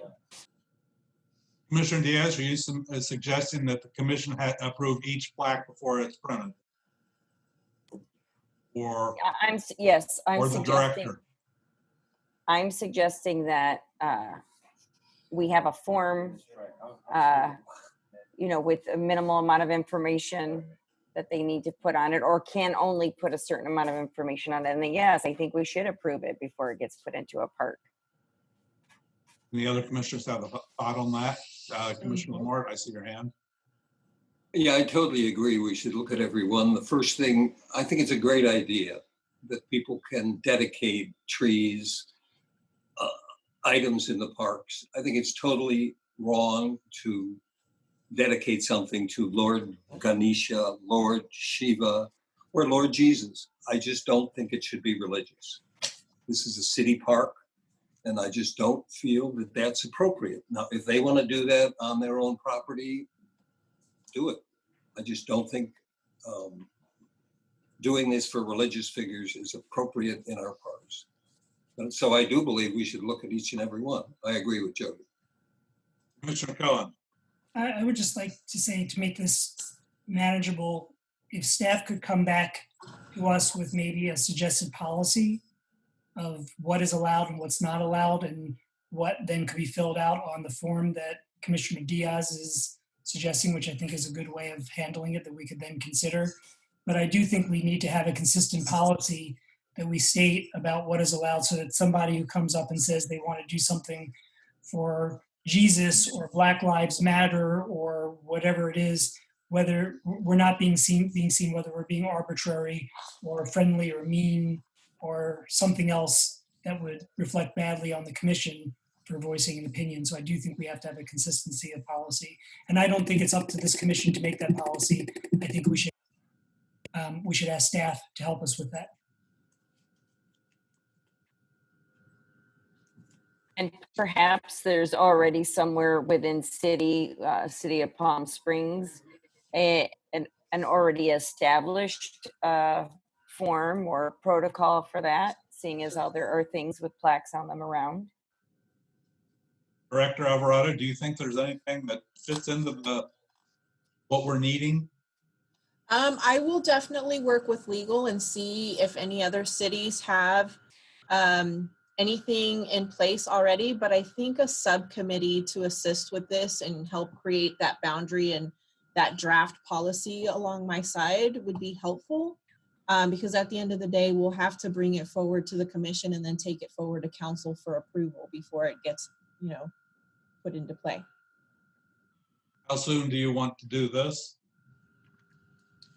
I definitely want to have it completed before next Earth Day.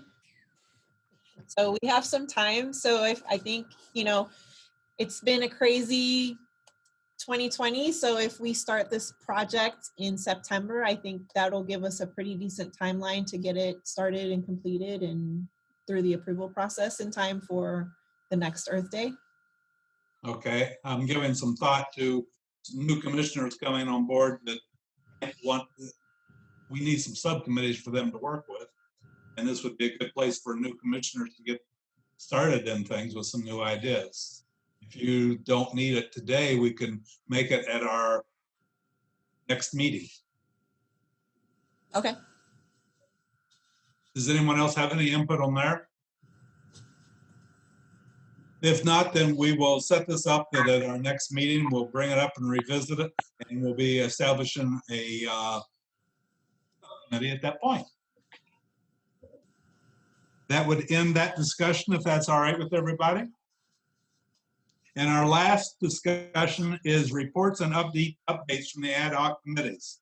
The ad hoc committees first, all the different ad hoc committees, of course, we have, would be our dog park. Travis and Ellen, do you have anything of a report that you've had a meeting?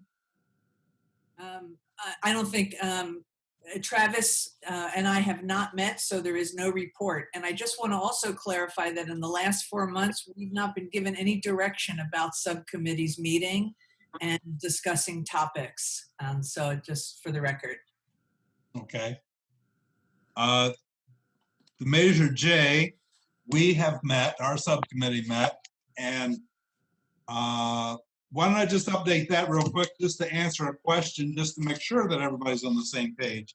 If you go back and look at your minutes from the January meeting on page under the actions, the Park and Recreations Commission as a whole gave the Measure J ad hoc subcommittee Okay, to get started on the list so it can be presented at the next Measure J meeting. Motion by the Commissioner Diaz, seconded by Commissioner Lamort, and carried. All in favor. This is what we did.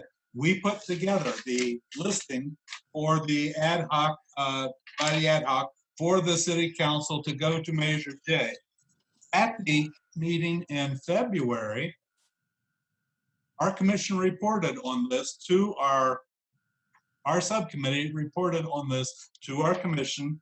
It's covered on page 5, section 7, if you look in the minutes. And so we have been following what we're supposed to do. And if everybody wants to see, we had the things that were on that list of the gym floor, the air conditioning, the curtains on acoustics, pavilion, shade structures, van, park benches, playground surface to move, kubotas, pavilion landscaping, and the restrooms at James O. Jesse. These were the things that we had put together as a subcommittee, and the subcommittee met during this break with Measure J subcommittee, and I've talked a couple times as to what we were supposed to be doing. And the mayor and the Mayor Pro Tem asked us for give direction. Do we want to resubmit this to them? Because there's a rumor going around that there might be some extra money. This was said by David. We would like to get that extra money. And the mayor and Mayor Pro Tem have suggested that we jump in there at our convenience or at our earliest to try to let them know what our direction is, what our priorities are. And I'm thinking that this might be our priorities, what we have already met as an ad hoc committee, and we submitted to the Measure J. Measure J approved it unanimously, and they have submitted it over through Don and Joel. This comes from Joel to go to the council. So that was our report of update of that ad hoc committee that I have. This is Travis. I have a question though. At the beginning of the meeting, obviously something happened at a city council meeting. Former Chair Craig talked about that, but is there another letter from the Measure J subcommittee in connection with the Parks subcommittee that was sent to people at the city, or did I misunderstand that? You must have misunderstood that. That was this piece. Okay. There was something. Okay. Okay, thank you. Okay, the other subcommittees we have would be the swim committee. Johnny, you're the lead. Have you met? No, we didn't meet. The restrooms, excuse me. Restroom Charles's committee. We did not meet. Pickleball Ellen's committee. And the park naming for Proposition 68, Johnny's committee. Nothing's transparent there that we need to know about. There are no other actions on the table that we need to report on our committees then. Alan, just for clarification, can you just make a public statement for the record that subcommittees can meet during COVID? Because I was really under the impression that we were not allowed to meet. And so now that I'm hearing an update report, I feel a little bad. So I just want that clarification, please. Okay, it would be something that I didn't know whether it needed to be said or not. I wouldn't suggest meeting in one-on-one. We can meet by Zoom meetings and things of that nature if it's needed, or phone conferences. But you know, we have to continue being safe on this, but we do have to be ready to lay some groundwork. So yes, if anyone wants to get their commission, it's always better to be prepared than to wait, we got to do it next week. So that's where we're at on this. Let's just go around and let me just tell you that tomorrow we have interviews. We have 7 people. This is commissioner comments on that. We have 7 people interviewing for the 3 commission seats. We have 2 commission seats that expire this month, but at the request of the city manager, it was Dieter Crawfords and Jody Diaz were both asked to remain in place until December because of the way the current situation is. Both of them agreed to remain in place, and that's when their commissions will be reassigned at that point. We're going to be filling the 3 empty seats, hopefully tomorrow with interviews. At the same time, Council Commission, the city manager asked that we hold steady until December and do our re-elections after our new. You all right? You hear me? You're going. We hold elections after our new people get seated in December. We'll be seating the people as soon as possible, but if we ask us to hold the elections and move our elections at that point. So according to that, that is where we're going to be. I would like to go to Commissioner Cohen. Do you have any comments that you would like to make as a commissioner or ideas for our next meeting?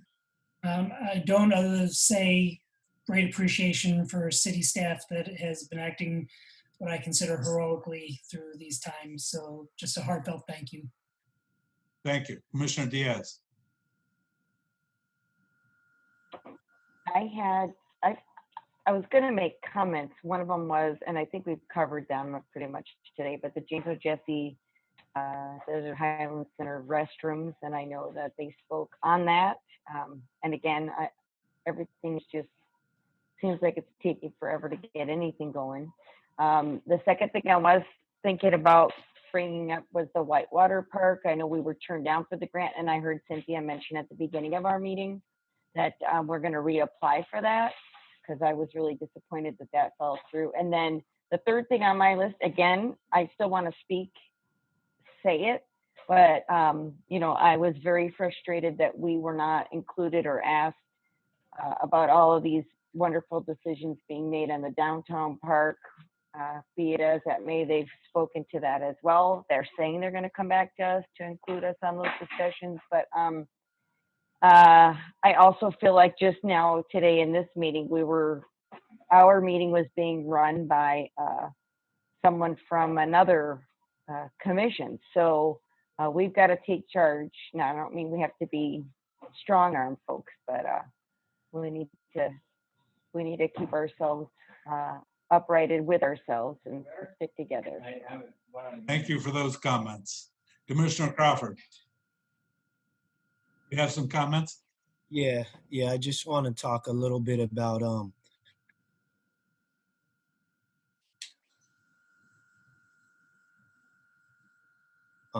sometime during can you guys hear me? Yes. Yeah, so the outdoor basketball hoops at James O. Jesse were removed sometime during coronavirus, and I was wondering were those going to be put back in. I understand that we have to social distance, but I believe that you can play basketball, you can shoot around, play horse, things like that, and still be able to social distance. And then also it was brought to my attention that the sprinkler times in the evening when most of the community members are in the park when it cools off, the sprinklers are running from 6 to 9 o'clock. So it's pretty hard for members of the community to use the park when the sprinklers are running. Exactly. Very good. Stacy's still here. Did you get that, what he was just saying? I got that, Commissioner Crawford. We will definitely address the sprinkler timers. I'll take care of that. The basketball nets, I can't, at this point, that's actually still under the state health officials ordinance. So we can't address those, but I will definitely take care of the sprinklers.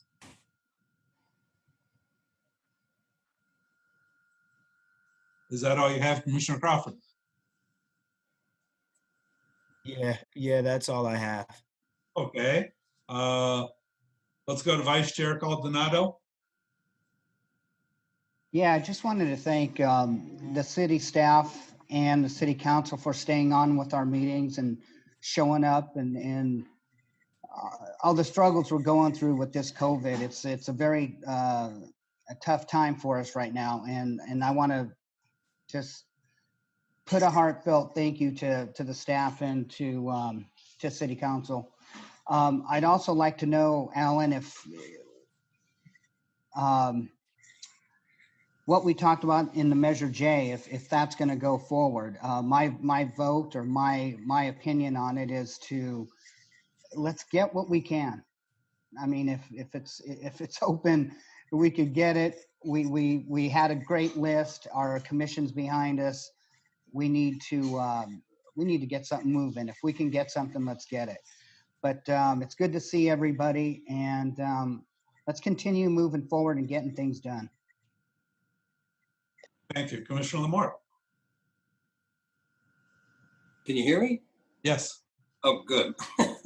I wasn't there for the first minute of the meeting, but what I want to do is I want to recommend a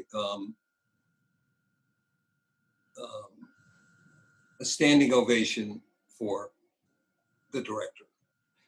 She was before the city council, almost every council meeting. When they have a problem, she would come up with a possible solution to it, how to get books out of the library. She was even part of that. She was part of the swim club. So anyway, I just want to give you a virtual standing ovation. I think you're wonderful. Thank you. Commissioner Goodman. Okay, thank you. Yes, and ditto, excellent. To Cynthia and to Stacy, it's really hard work right now. I do want to just make a comment following on the heels of Johnny around Measure J. So we heard tonight that August 6th is the next city council meeting and where they're going to be discussing any overages. So if the city is going to scale down the downtown park and it's going to be a $5 million project instead of a $8 million or a $9 million, then there's extra money. And my understanding is it's money that they could ideally or possibly want to use for parks. And so I think it's really important that we get our message to the city that we want the full list covered, not just prioritizing the list. I think it would absolutely leave people out, but the full list. And if you shave the $300,000 that Don has in his budget, it really just leaves $1 million for those projects. And then that leaves the city an additional $2 million. I don't know if the subcommittee could carry the representation for the full commission at the August 6th meeting, but I do encourage all of us to be a part of public comments and to get our conversations and our voices out there so that we have some say and that they know that we are really interested and committed. So that's my comment, and thank you. It's great to see everyone, and even though it can be difficult and somewhat laborious, I think it was a really good meeting tonight. Commissioner Armstrong.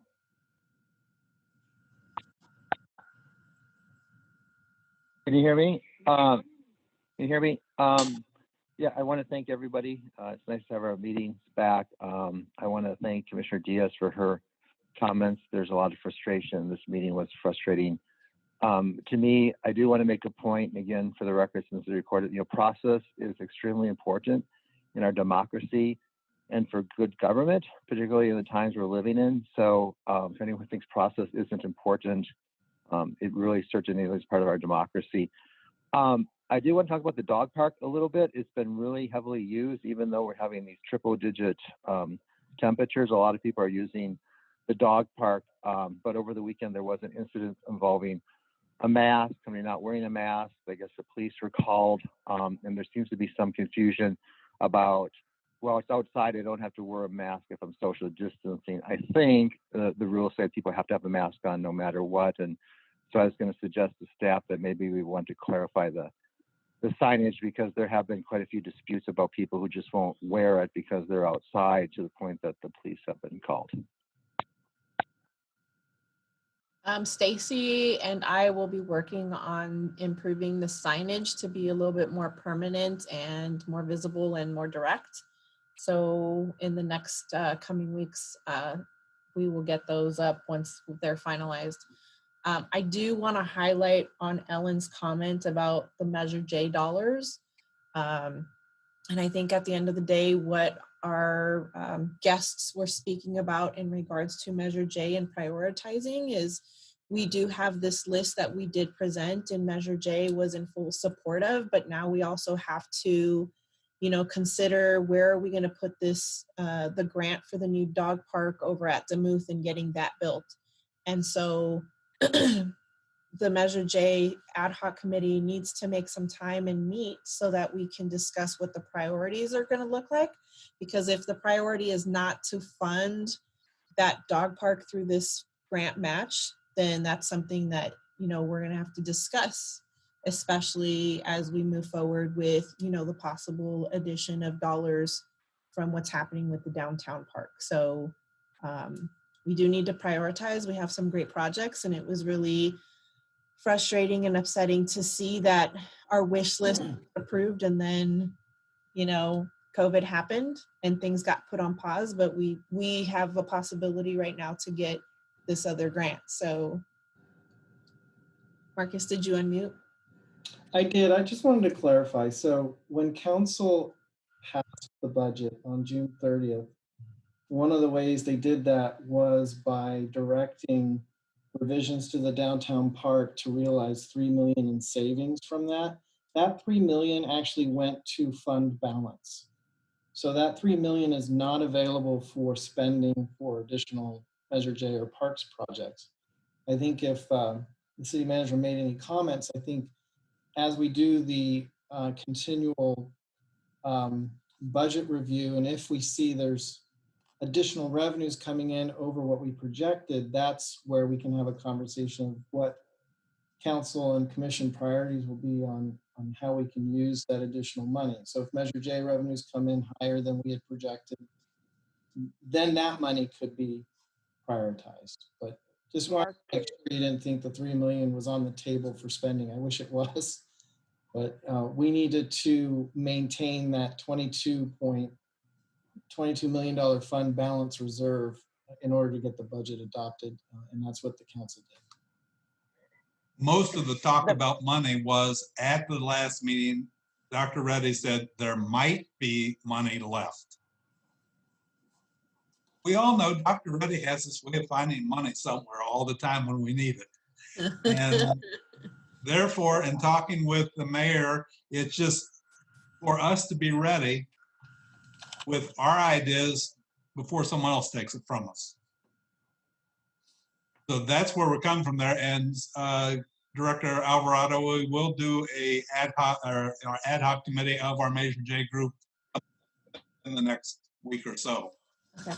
And then you guys need to decide if you want to meet in August.